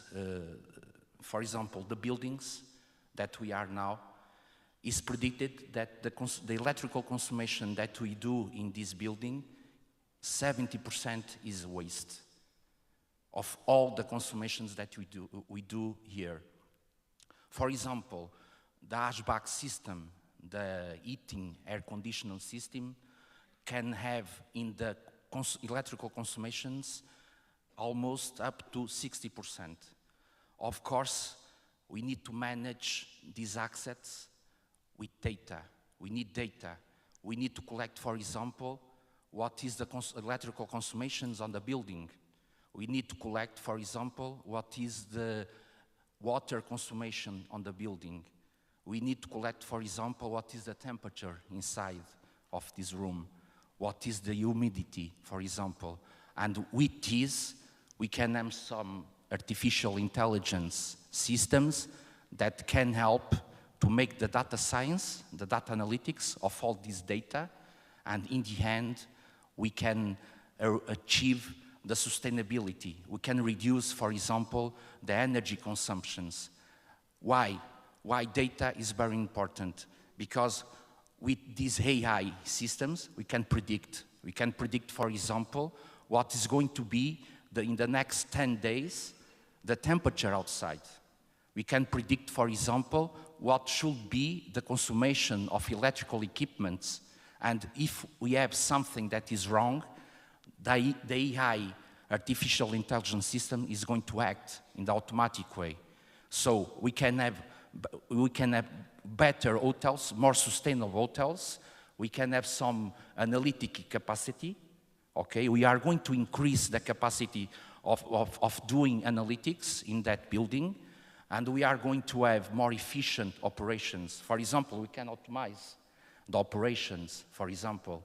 I know in some hotels, the housekeeping have instructions, for example, to start the air conditioner 1 hour, 2 hours before that the guest enters in the room. With these systems, with this data analytics, with this prediction, we can put the robot, the system doing that. And with that, we are going to let more time to the workers to give to the guests a more seamless, for example, experience. The guest is going to be more comfortable. All the stakeholders must benefit with the technology. The owner, the manager, must have more efficiency, more productivity, for example. So the data is essential. And I know that the robots is not going to take the places of the workers, because the robot cannot create empathy, for example, and we can create empathy.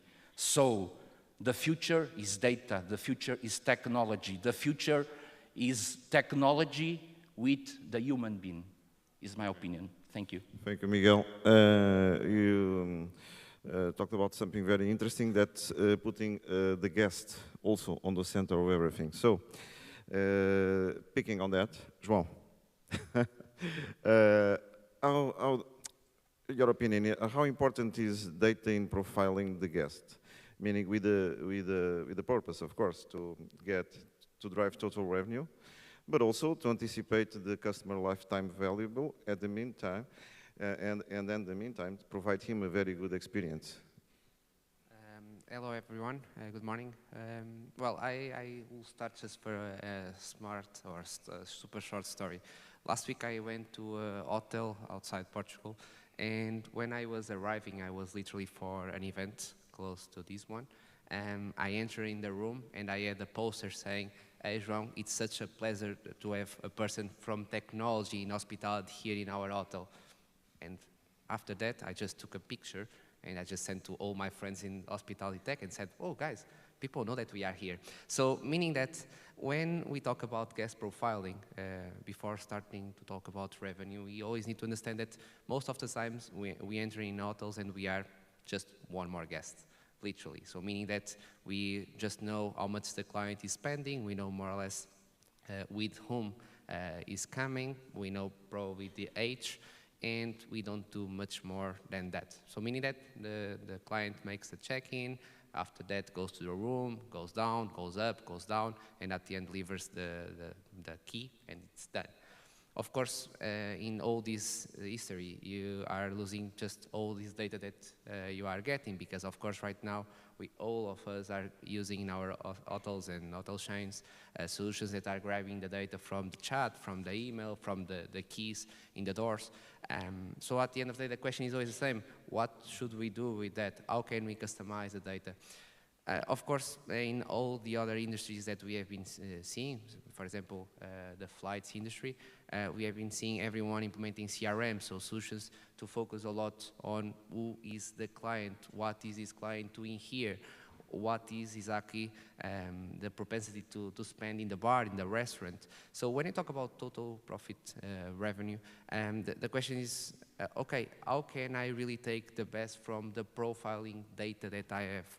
We know from the past that everything is focused on the reservation data, but the question is probably more space to get data, right? So again, super simple example, how many of you, when we are just getting an event in our hotels, are literally trying to know who is there? Most of the time it doesn't happen. Most of the times you have CEOs of big companies there, you have super big spots even for you to promote your hotel, because you can use their own social media, their own space, and we don't use it. So when we talk about more than total profit revenue, the question is, how can we customize the experience? Because we know that if we customize the experience, we'll be receiving better reviews. If we get better reviews, of course, you'll get better positioning, and well, just talking about the accommodation revenue, of course, will increase. Apart from that, we all know that selling bars, restaurants in hotel is hard, it's tough. The competition outside is huge. So, well, if you have all the data to know if that client wants to have a gene, because, well, it's not that difficult to know, because most of the times you have the data consolidated from the POS and the PMS. So why you are not trying to promote a gene for the second and the third day that the person is with you? For another question, if you know that typically for the summer vacations, well, kids are the most important part of the family, why you are not just focused on that, on the right communication, making people a little bit more, well, open to experience other things of the hotel. So at the end of the day, my purpose here is please try to focus more on the guest data and not only on the reservation data, because we are just losing momentums to make experience better, and we are not talking about investments in technology. We are just empowering people that are in our front desks to be able to say, "Hey, João, pleasure to see you again." Because, well, I don't know about you, but I spend a lot of time, as I guess most of us, in hotels, and the majority of the times I already repeated, and no one knows that I'm exactly the same guest. So that was a great example, João, great example, and putting in practice an old sentence, a great value for money, in this case, great experience for money. Okay, so as thank you so much, guys, for the first inputs and outputs. As I was saying, we have a mixed form for our panel, so now, and trying to give you the most outcome and the most use cases possible, we are going to see some presentations that our speakers have prepared for the Congress. I will start with Fulvio, with a large goal, talking about prediction, why is forecasting important, how can we anticipate the complexity in the process, And, of course, what data sources are key to consider and to talk about, for instance, like intelligence in destinations intelligence. So, Fulvio, the stage is yours. Thank I you. hope that the machine works. Thank you very much. But I need to know how this machine works. So, can... Because, okay, perfect, okay, thank you, perfect. thank you. So the presentation will be about the power prediction. I will try to keep together something very boring, that can be very boring, can be very boring with, in an easy way, because it must be understandable for anyone. Predicting.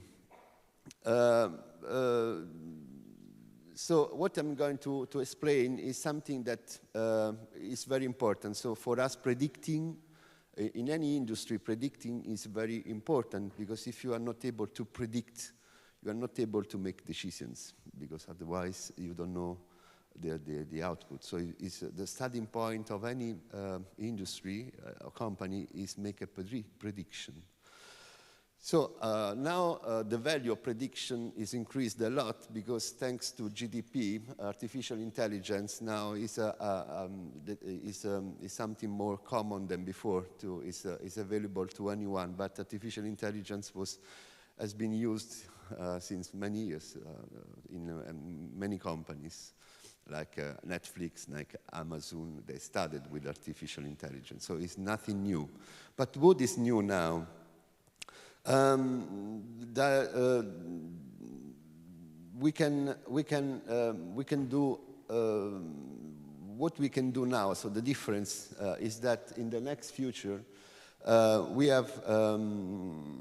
will have more power in terms of calculations. So we can do many things that we didn't even imagine until today. So the power, the potential is enormous, and will shape our future, as we said before. There are three, why? Because there are three elements behind this: the human limits, data, and technology. Human limits because we are limited. We are limited. Our brain is limited. It's given. We have scarce resources. Well, the first one is time. We don't have time. So when we talk, most of our talk is about saving time. Saving time is one of the most important target for any company. The other is data, because without data you cannot create any model. You need data, and data must be available to anyone to create those models. And the third is technology, because you need to build models around the data, overcoming the human limits. I'm a part of a huge group which is called Zucchetti Group, but I'm also CEO and data scientist of a company about revenue management. And we did many projects about predictions. One was during the Qatar. Since we sold some technology to this stadium, the Qatar Championship this year, we were able to predict the number of customers, of supporters, fans coming to the stadium. We work with many other companies worldwide. There is an Easter egg. Probably Luis will understand where is the Easter eggs for you, and in this picture. And we, for example, for Enel, we have created a gas demand forecasting model based on machine learning, and capable of predicting customers, so the consumption.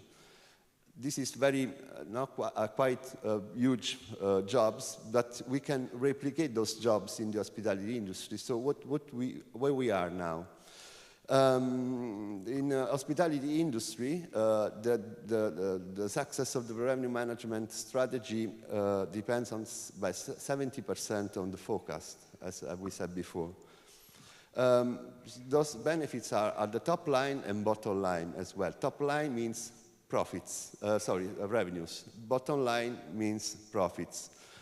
So in terms of pricing decisions, so have a good forecast means having a very better price decisions. So pricing is very important because when you increase by 1% the price, you will increase the total profit by 1% as well, because it's not have any impact on the cost. Then the brand cost control is impacting the bottom line, so the profits, because you can forecast expenses and revenues that allowing hotel to manage the budget and control costs. Then we have the resource allocation, which impacting on the bottom line, so profits. Forecasting helps hotel allocate their resources more efficiently, from staffing levels to food and beverage inventory. Lastly, we have marketing and sales. Top line means revenue. So forecasting has an impact on revenues for marketing and sales, because it helps hotel to create more effective marketing campaign. So you can identify new opportunities and creating more, increasing revenues. But we have a real example at the end of this presentation about this. When we talk about data, we have different kind of data. We have internal data, so historical sales, occupancy, average reservation data. We have customer profiles, we have staff operational costs. Then we have market competitive data in the other side, which are external data. It means that we are talking about competitor pricing, room inventory, promotions, marketing segmentation, market share, benchmarking reports, economic indicators like GDP and employment rate and consumer spending. So those huge categories are the traditional ones. But now we have more and more data available. So we have online and social media. We know the role played by social media nowadays for any activity. Website and mobile app analytics, search engine trends and keywords data. And then we have big data and advanced analytics. So we have weather data, the travel booking data from online travel agencies, data from connected device, IoT, machine learning algorithm and artificial intelligence for predictive analytics and demand forecasting, which is what we do, because we are, as Libra, we have a revenue management system, so use machine learning to predict the future given all those variables, because we manage time series. Do you know which is the average accuracy of forecasting in the hospitality industry? Say a number. A number? 30? A little bit more than 30. That's chaotic. Someone said 7. 60, 70. Yeah, it's 70%. It cannot be more. It's impossible. Like weather forecast. So the weather forecast is 3 days. So you can have an accuracy of 70% in the next 3 days. After the 3 days, it's impossible because it's completely random what is going to happen. It means that you have two kinds of forecasts, the long-term forecast and the short-term forecast. The long-term forecast, obviously, is not accurate, but you need it because it gives you an indication, an idea about the importance or the power of each day in the future. So you know that, for example, Sundays are more, you will have more guests than weekday. You know that there are some events that are a lot of weight in terms of reservations. But the real one focus in the short term, because you have the elasticity of demand, so you know how many people are coming for each price points. Because of forecast, since we are dealing with time series, you need to know each time steps how many clients are coming when you change the price. This is very important to know. So the accuracy is maximum 70%, which is very, very good. 100% is impossible.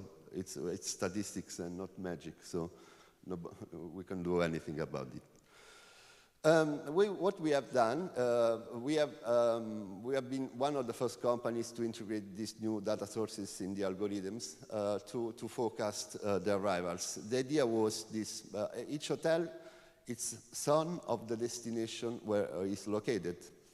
So we started gathering data, external data like flights, trains, anything related to traveling.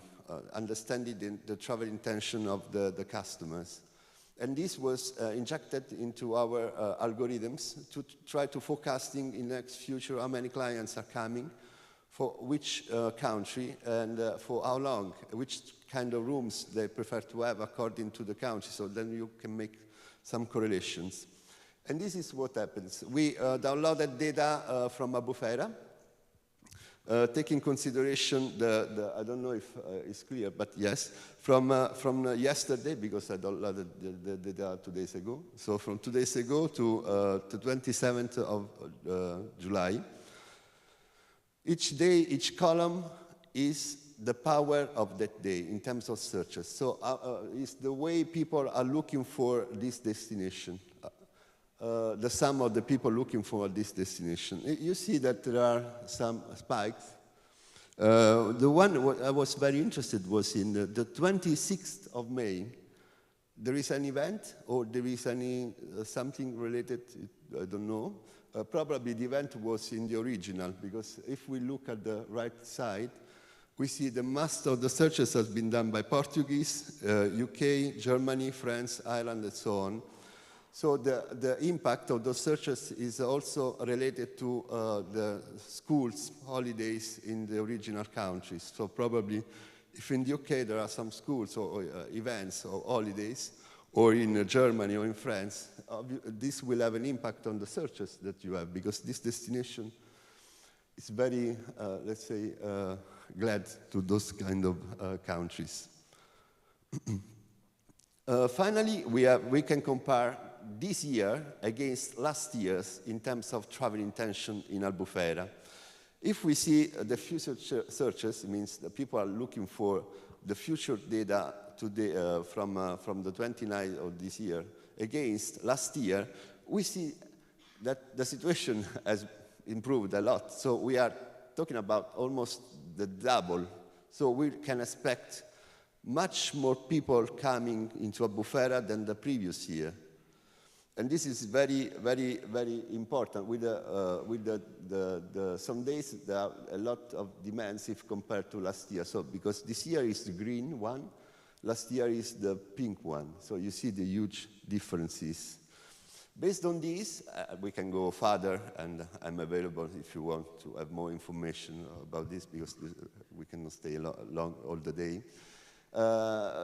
It will be very, very helpful to understand, go further in detail, who is looking for now. So if the proportion of English people looking for is improved, has grown compared to last year, or German people, what is the differences. Having this data, what you can do? You can market. So you can do marketing campaign, is the example that we did before. So you can improve the accuracy of your marketing campaign. This is something not related to only revenue management, but it's marketing and revenue management. And Christina will explain better after this point. But this was just a real example of how to use in the better way new data to understand, have a better accuracy in terms of forecasting and prediction, and taking better decisions. Thank you very much.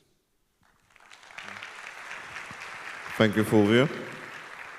Now, Christina Bla will following presentation, and she will talk about how does connecting guest journey and marketing intelligence data support forecasting the revenue strategy for one side, but also not forget to improve the customer experience on the other side using personalization. Christina, stage is yours. Thank you so much, Luis. And thank you so much, Fulvio, because I think it was really helpful to understand why forecasting, why predicting is so important, and how it would impact our commercial strategy. But also that destination level data is gives us a pretty good idea of the macro picture. What are the days that demand is concentrated in? But let's imagine we can now zoom into more of the micro level to understand not just consumers that come into our destination, but rather consumers that already found our hotel and they already are on our homepage, on our hotel website. We're looking to explore the brand and understand what value proposition do we provide them and what's that experience that we can provide them. But very often, a lot of that data that we have that pertains to our direct channels sits with our marketing team, so they manage that data effectively to try to deliver a good experience to the customer, but also very frequently sit with revenue to share it. But it's not a real-time process. So, you know, each department, let's say, have various KPIs that they monitor and they work through. And if they're not fully integrated, and if the data doesn't really flow seamlessly from marketing to revenue, it's very difficult to put it into action and be able to convert customers as they come into our hotel website. The hotel website specifically is really our, if you like, the opportunity for us to showcase what we do, beautiful pictures, beautiful videos and descriptions, but we're not really giving them a sense of what our commercial strategy or personalization into when they actually get to our hotel website and they're there. And that's one of the biggest opportunity and also a rather opportunity that we leave on the table today. And what we will see is that guest journey and personalization is such a key element into how we engage with our customer and how we're able to convert that customer. And 70% of them actually expect quality personalization from us. They expect us to understand the data that Joao was talking about. They expect us to determine when they come back to our website, what have they searched in the past? What is their geography? Again, what have they booked with us before, but also what is their booking window? They expect us to serve them content that is relevant, that is aligned to their intent to buy. And if we don't do that, what tends to happen is they sort of come to check that we're there, we provide a great experience, and go back to where they found us, which can be Meta, it can be OTAs. We invest a lot of marketing budget into being present to create that billboard effect. So the bigger opportunity really is for us to convert all that traffic that comes into our website. But industry-wide stats for hospitality is that barely 10 to 20% at best of the traffic, of the consumer traffic that comes into our website actually flows through our booking engine. And where do we focus most of our commercial strategy on? Booking engine. All the revenue team makes sure that everything's up to date, it's real time, inventory is aligned when the consumer makes it to the booking engine. So what about that 80% opportunity that we're not really leveraging today? We can if we only were able to understand what the consumer cares about, and we'd be able to look into what is my priority from a revenue standpoint and just bring that particular offer product that best aligns with that intent to book. How can this be done in reality using all the predictive models that we have and all that intelligence that we hold about our customer once we have an understanding of their digital footprint? It's actually extremely simple. But very few hotels around the world are sort of being are gradually being made aware of this, and they're internalizing, mentalizing, and actually putting into practice. So let's imagine our inventory. Our inventory was just such a valuable asset. OTAs do a fantastic job in converting people whilst they're on their website using inventory data to create that confidence, that urgency in booking. But imagine we know our inventory and we're able to showcase our inventory to the users that come to our hotel website. And we're actually at the same time, we're able to keep an eye on what's our revenue priority, meaning what are the dates that I have to focus my revenue strategies because perhaps I'm not pacing as I should, Or perhaps that I have peak demand dates, a lot of demand on certain dates, but I have a few soft dates with shoulder dates that are not really performing as well. So what is my strategy? If I just take an example, this is from a previous presentation we've done. We were focused on the month of March, and particularly 4 days in March where we have International Women's Day, but we also have the Mother Day in many countries, and we have the 8th of March as a very peak date of demand, and you have a couple of shorter days. So my strategy in revenue department is we've identified those key dates that we need to focus on, but what can I do about it? Well, if only I was able to extend the stay of the guest and say, stay for minimum 2 or 3 nights, that will support my needs at revenue. But at the same time, if we go back to the user and understanding their digital footprint, we understand that a user that's from a geography with a specific market and intent to buy has a booking window. He's looking for an early bird for the month of March, specifically with these dates. And if I'm able to connect the two and say, okay, from all of the offers that I have in my booking engine and bring the right strategy in front of that user that comes into my hotel website, not my booking engine, then I'm able to incentivize that user with the offer that is aligned to their intent to buy, which is stay for 3 nights during this period, you'll get 20% saving, and I'm giving you breakfast, dinner, and a romantic and spa, for example. So that's really a simple way to attract, convert that guest that comes into your hotel website and get at least 40 to 50% of that traffic that today it's underutilized. And that's really Rev Marketing Automation, which is a new breed of tech that's emerged in the past 3 years. And if we were to just understand what's the impact analysis if we were to apply it to a specific group of hotels or a chain, we have here a quick example. So a company that previous to applying Rev Marketing were using their data in a much more siloed way. So they work with a CRM, they work with, they have their very good procedures around revenue, and what they wanted to achieve is when I reach a specific level of occupancy, I want my CRM to know what specific campaigns do I want to launch, but then they have to produce those assets. Then they have to deploy the assets and then retire the assets once the campaign is over. So it was all in all would take days and weeks, whereas a technology using predictive models can automate that work of integrating revenue with marketing data in real time for every single user that comes onto the website to personalize their experience. That's really where it reaches the opportunity to increase revenue by, on average, 40 to 50%, ADR, length of stay, and room nights occupancy. And that's delivered for this group 1.2 million euros in less than 6 months. So I think this, the idea is for us to understand what type of campaigns, Rev Marketing campaigns are successful, what's driving really that conversion in our website, and how can I really transfer and flow that gas from my website to the booking engine the best way. Industry, again, averages about to 10 to 15%, and automation can help us at least double, triple that. But also understanding conversion per date.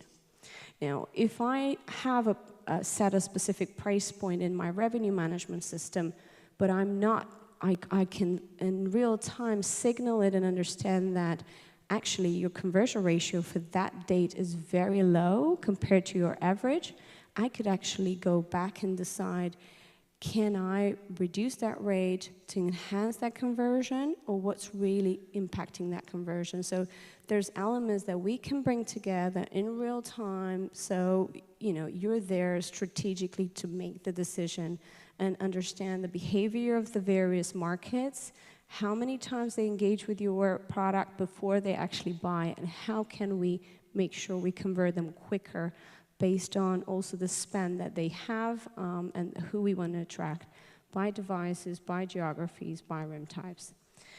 And that's a little bit of sort of more the revenue angle, but now I'd like to tie it into profitability and focus more on the guest by connecting and understanding the total opportunity on the ancillary front. And there I'm going to hand over to my friend João.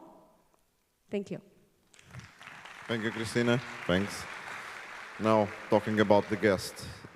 João, data about profile. How can we use that data, so important, to connect revenue and profitability and the guest experience? So first, let's start by the beginning. We tend to talk about the future, but we always forget to talk about what is the present, what is happening, or what was happening in the last couple of years. So in the last couple of years, when we were looking for the majority of the hotel chains in Portugal, in the world, actually it's not specifically for Portugal, we were seeing a tremendous focus on the reservations. So at the end of the day, what was always happening was, okay, I was arriving, I was checking who was just arriving, and literally doing the allocation of the room, and that's it. So super simple, super not that smart, meaning that we are talking always about people, empowering, increasing salaries. We have a lot of youngers here, so I guess that all of you don't want to just make check-ins and check-outs and, well, send the invoices through email. And by the end, what you really want is to talk with people, to use your own capacity to create empathy. So what is very important to understand is right now with the systems that we have, this is completely impossible for a lot of reasons. We are investing a lot in technology, but it's not exactly connected, meaning we are opening and it's fantastic, but we are not getting data for a specific space. So imagine most of the times we connect, for example, the solutions for the websites with our channel managers / PMS, but it's just a connection from one side. The information doesn't come back. So what starts to happen the most of the times is something like this. We have the same profile. Well, here I shows Carol. I don't know if you like the name, but well, could be John Smith, typically is the name that we use. And Carol or John Smith would be different people in different hotels. What, of course, makes the people that is in the front office, in the bar, in the restaurant, completely impossible to know who is exactly that person. What was the kind of interactions that happened on the chat, on the email, on the reception, on the bar. So we are literally losing the momentum to know who is in front of us for the simple reason that we are not focused in the right space. That is to make sure that actually the data from the PMS 1, 2, 3, 4, all the solutions on the chat, on the website, on the solution from the email, from the Wi-Fi, are just connecting in just one place, in one single place that collects all the data. So basically the current status, and to sum up all the last 2 minutes, is more or less like this. Fantastic, reservation in the center, but of course, since we are adding more and more solutions that are coming to the profile space, well, it's difficult to really know that that person cannot go for the room 401 because the AC is not working. I'm talking about AC because I already know that Miguel will talk about. I cannot know exactly the odds of that person to drink a gin tonic because actually I don't know that in the other hotel the person had 2 gin tonics. So, well, I could probably get a huge probability of selling a gin if I just sell an happy hour space saying, hey, today we have 50% of discount if you drink 3 gins in our bar. Probably it's much better and much more accurate than just sending an happy hour saying, hello, today we have an happy hour, the bar is the floor 0, thank you. So at the end of the day, what we are always making sure or that we are talking with our clients is why you are not trying to promote more and more the profile as the center of everything. So if you start to promote the profile in the center of everything, you start to collecting more and more the dots, the data that you are connecting. So we are always talking about profit margins, we are always talking about revenue, but of course most of the revenue that we are talking about is on the accommodation side of it. And we have a lot of chances here in the table. For example, we are always talking about sustainability, which of course is lovely, and again, Miguel, I know that we'll be talking a little bit about it. But we tend to forget that in our loyalty programs, one of the best ways of promoting sustainability is actually to give some kind of, well, good vouchers or offers, taking into consideration the behavior. Imagine if I know more or less what is the consumption in the room in terms of water, I already know in the last day of the reservation is actually the person was higher or lower the value. So I can promote an offer in the bar, I can promote a special promotion on that. So what I'm trying to say is, if we be talking the next couple of years about some things, about how can I know who is in front of me? How can I know how to promote exactly the best interactions with that person? So what is important before reaching that point is to understand what is a profile for us. Christina was talking about the OTAs that are lovely, of course, and very important for the space that we are right now. But we have a huge problem. Actually, the clients are not ours, so we really don't know who is in front of us. For the next hoteliers that are in this space right now, most of you receive the information from the OTA and says, well, the email of the OTA itself is difficult to know who is in front, so we are trying always to promote a way of replacing that information to be able to connect the dots in the future.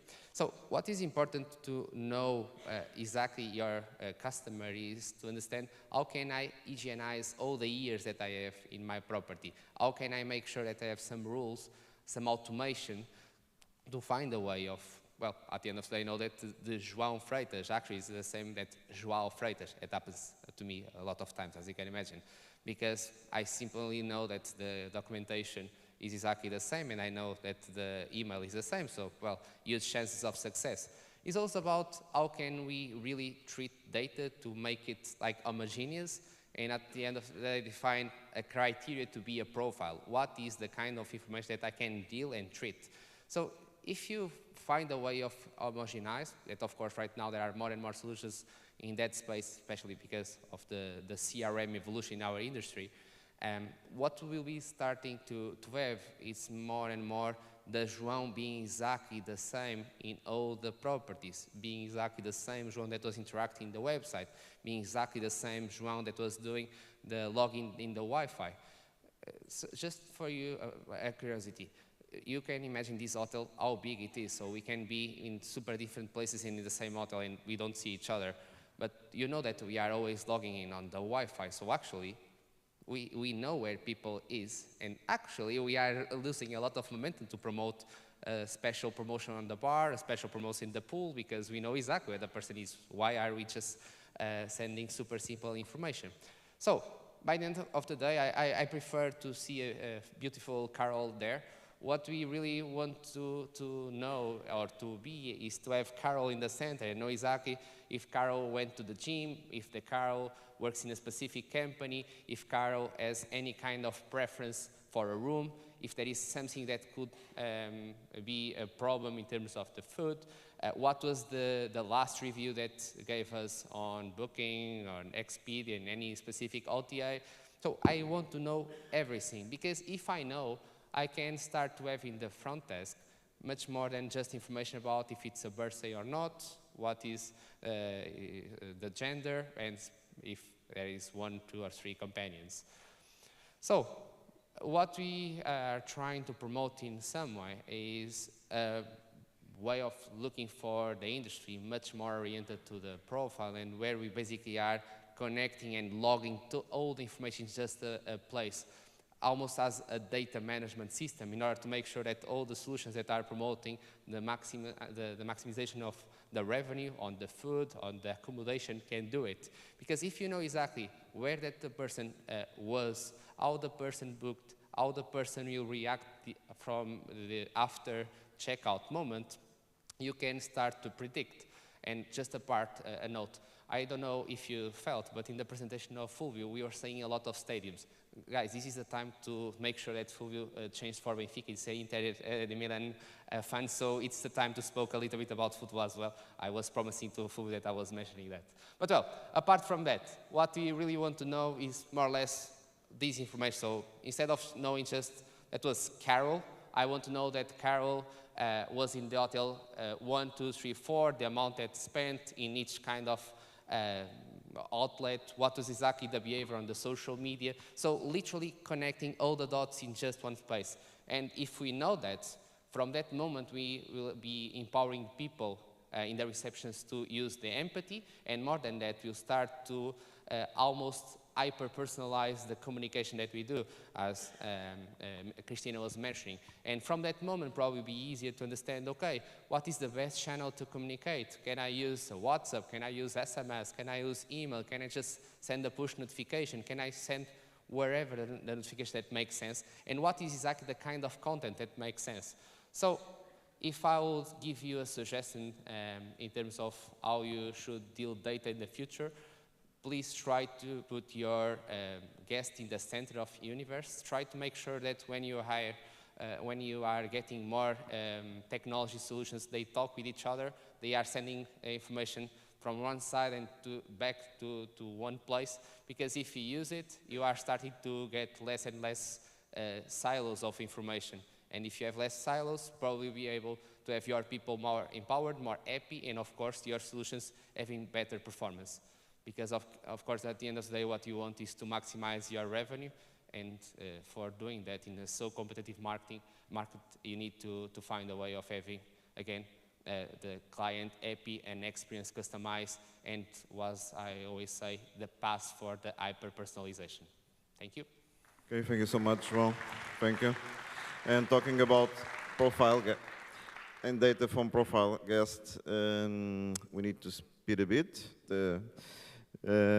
Miguel, so how can the guest profile and data consumption can have an impact on bottom line strategy, and also the strategies to attract the more profitable customers? Okay, I'm going to speed up a little bit because I think everyone wants to go to the dinner. Okay. Lunch. Or lunch. I am in yesterday, yeah. Okay, I'm going to talk a little bit about sustainability, about technology, how technology can help us, data, how can help us, and how we can integrate all of that. This is a sentence, this is a statement that is well known, okay? Why we need data? We need data because we need to manage with knowledge. We need to take informed decisions, okay? And with that, with the data set and with some data analysis, you can make forecasts of the business, okay, forecasting. We say that now data is the new oil, and it's true, because it's very important to look to the data, to have some analysis of the data, and take actions, take manual actions or take automatic actions. I'm going to talk about an example that I think everyone here is going to identify with this example. Okay, I'm putting here misuse of the air conditioner in the room, for example, or in this room, on this hotel, for example. And this happens, okay? Imagine, for example, that the guest makes the check-in and goes to the room. The room is too hot. We have 29, 13 degrees on the room. What we are going to do, like a human beings, what we are going to ask to the air conditioner is to make the most faster way to make cold. What we are going to do, we are going to put the air conditioner with 18 degrees, for example. And how the air conditioner is going to work. If we go to the air conditioner, to the front of the air conditioner, the truth is that we are going to have less than 18 degrees. It's true. But after 1 minute, probably, we are going to go to the corner of the room because it's too cold, okay? And the air conditioner is not going to work like that because we need an instant comfort. We need thermal comfort. But the truth is that the air conditioner is going to work probably all the day. Why is going to work all the day? Because we are asking to the system, to the air conditioner to be stopped when just the temperature reaches that 18 degrees. So what we are going to have here, we are going to have here no comfort, no thermal comfort. What we are going to have here, we are going to have here waste of energy. We are going to have a lot of consumptions, okay? And imagine also that you go to the beach, you leave the air conditioner running, and there is no one in the room. And the air conditioner is still working, and still working is a freezer, and it is going to work to be a freezer, okay? No comfort, waste of energy. The same, you open the window is open and air conditioner is working, for example. The same, in the end of the day, you have some temperatures between 22 and 25 degrees outside of a room. You didn't need the air conditioner, but the air conditioner is working because remember, there is no one in the room. And the air conditioner is working to the room reach the 18 degrees, okay? And you have some electrical consumptions and you have some electrical equipments that stays plugged in the room. For example, the guest makes the checkout. He forgets that the room have the air conditioner running, have the light, it's on, for example. What we have here, we don't have a balance between the comfort and the consumptions of electrical energy. And we can talk about this for waste of water, for waste of food, for example, okay? This is a clear example that we have waste and we need to manage and we need to have data. Okay? And if we have data, we can act. We can act and we can take some decisions. A real example, in the gains of energy, okay? We are going to analyze all the electrical consumptions, for example, but these take time, okay?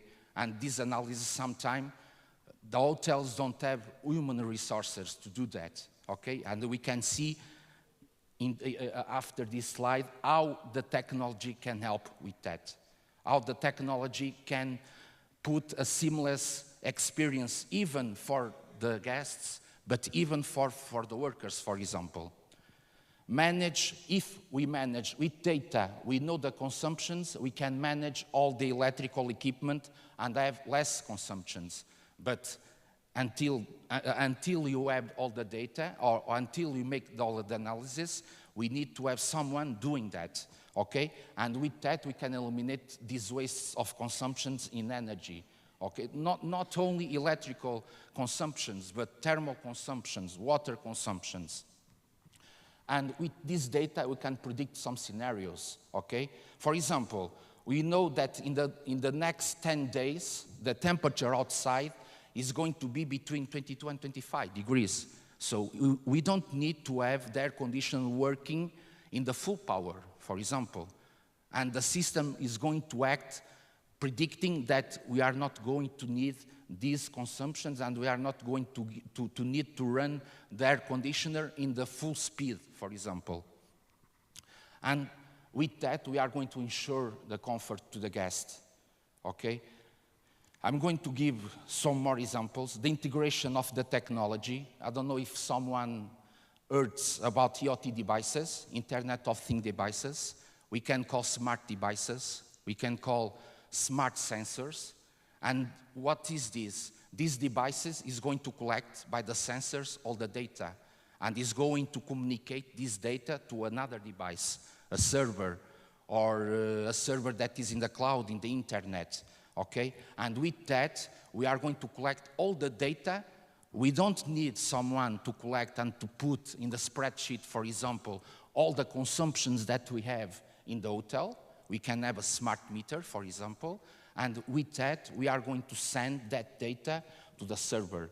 What we have in the server, we have some AI algorithms working. What example I can give with this?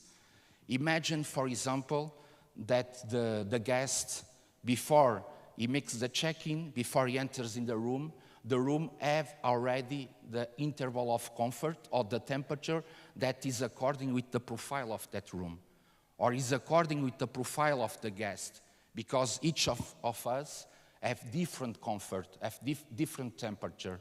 So the AI system is going to choose what is the best temperature to have that balance between the comfort, the thermal comfort, and the less consumptions of energy, of electrical energy.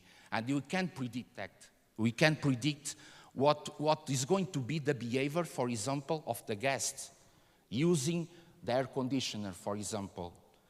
In the end, we are going to have savings. We are going to have a more sustainable hotel, okay? We are going to help and we are going to increase the comfort, we are going to increase the experience of the guest. We are going to decrease the operational costs of the hotel, for example. I can give you an example that we develop, we call MTI Smart Room, and in the hotels that we have implemented the solution, we can reach until up to 50% of reductions in electrical consumptions. That's a lot. That's a lot of reductions. Remember, the first time that I talked, we predict that in the buildings we have 70% of waste of energy, electrical energy. I have here, this is not for sustainable manage of assets, but is data. Data can perform and can drive growth, of course. With some data analytics, the consumption, already João talked about that, about the consumptions, for example. We know the profile, and we can personalize for that guest, not even only for the comfort, the thermal comfort, but we can personalize for other things. We know the consumption of that guest, okay? We have a data set of products and services that the hotel can promote for more profitable, okay? We have, for example, on this hotel, we know that we have more Italian guests, for example. The algorithm, the recommendation algorithm is going to recommend to make some, for example, some vouchers or some campaigns, okay, for what? To increase the experience of these guests. And with that, we are going to grow the customer lifetime. So I'm going to end, okay, to go to dinner, not lunch. But what I want to transmit that the technology can make the hotels better, can make the hotels more sustainable. We are going to reduce the waste of energy. We are going to reduce the waste of food, for example. And with that, we are going to reach a more sustainable hotel. This technology must help all the stakeholders, must help the manager, must help the worker, must help the owner, must help the guest. The guest is going to have a more increased experience, a more seamless experience with more comfort, okay? And of course, with the data analytics, we are going to have a hotel that is more intelligent. And just to end, I think it was Christina that had this slide, that almost, we have studies, okay, that 18% of the guests, they prefer and they seek sustainable experience. We have also, I think Christina can help me with that, the guests, they can pay more, okay, if the hotel have more sustainable activities, more sustainable operations. More or less 48% of the guests, they don't mind to pay more, but that hotel must have a more sustainable activities. So sustainability is not just something that we need to do it because in the future, for example, we are going to have the ESG reports for all the hoteliers, for example, can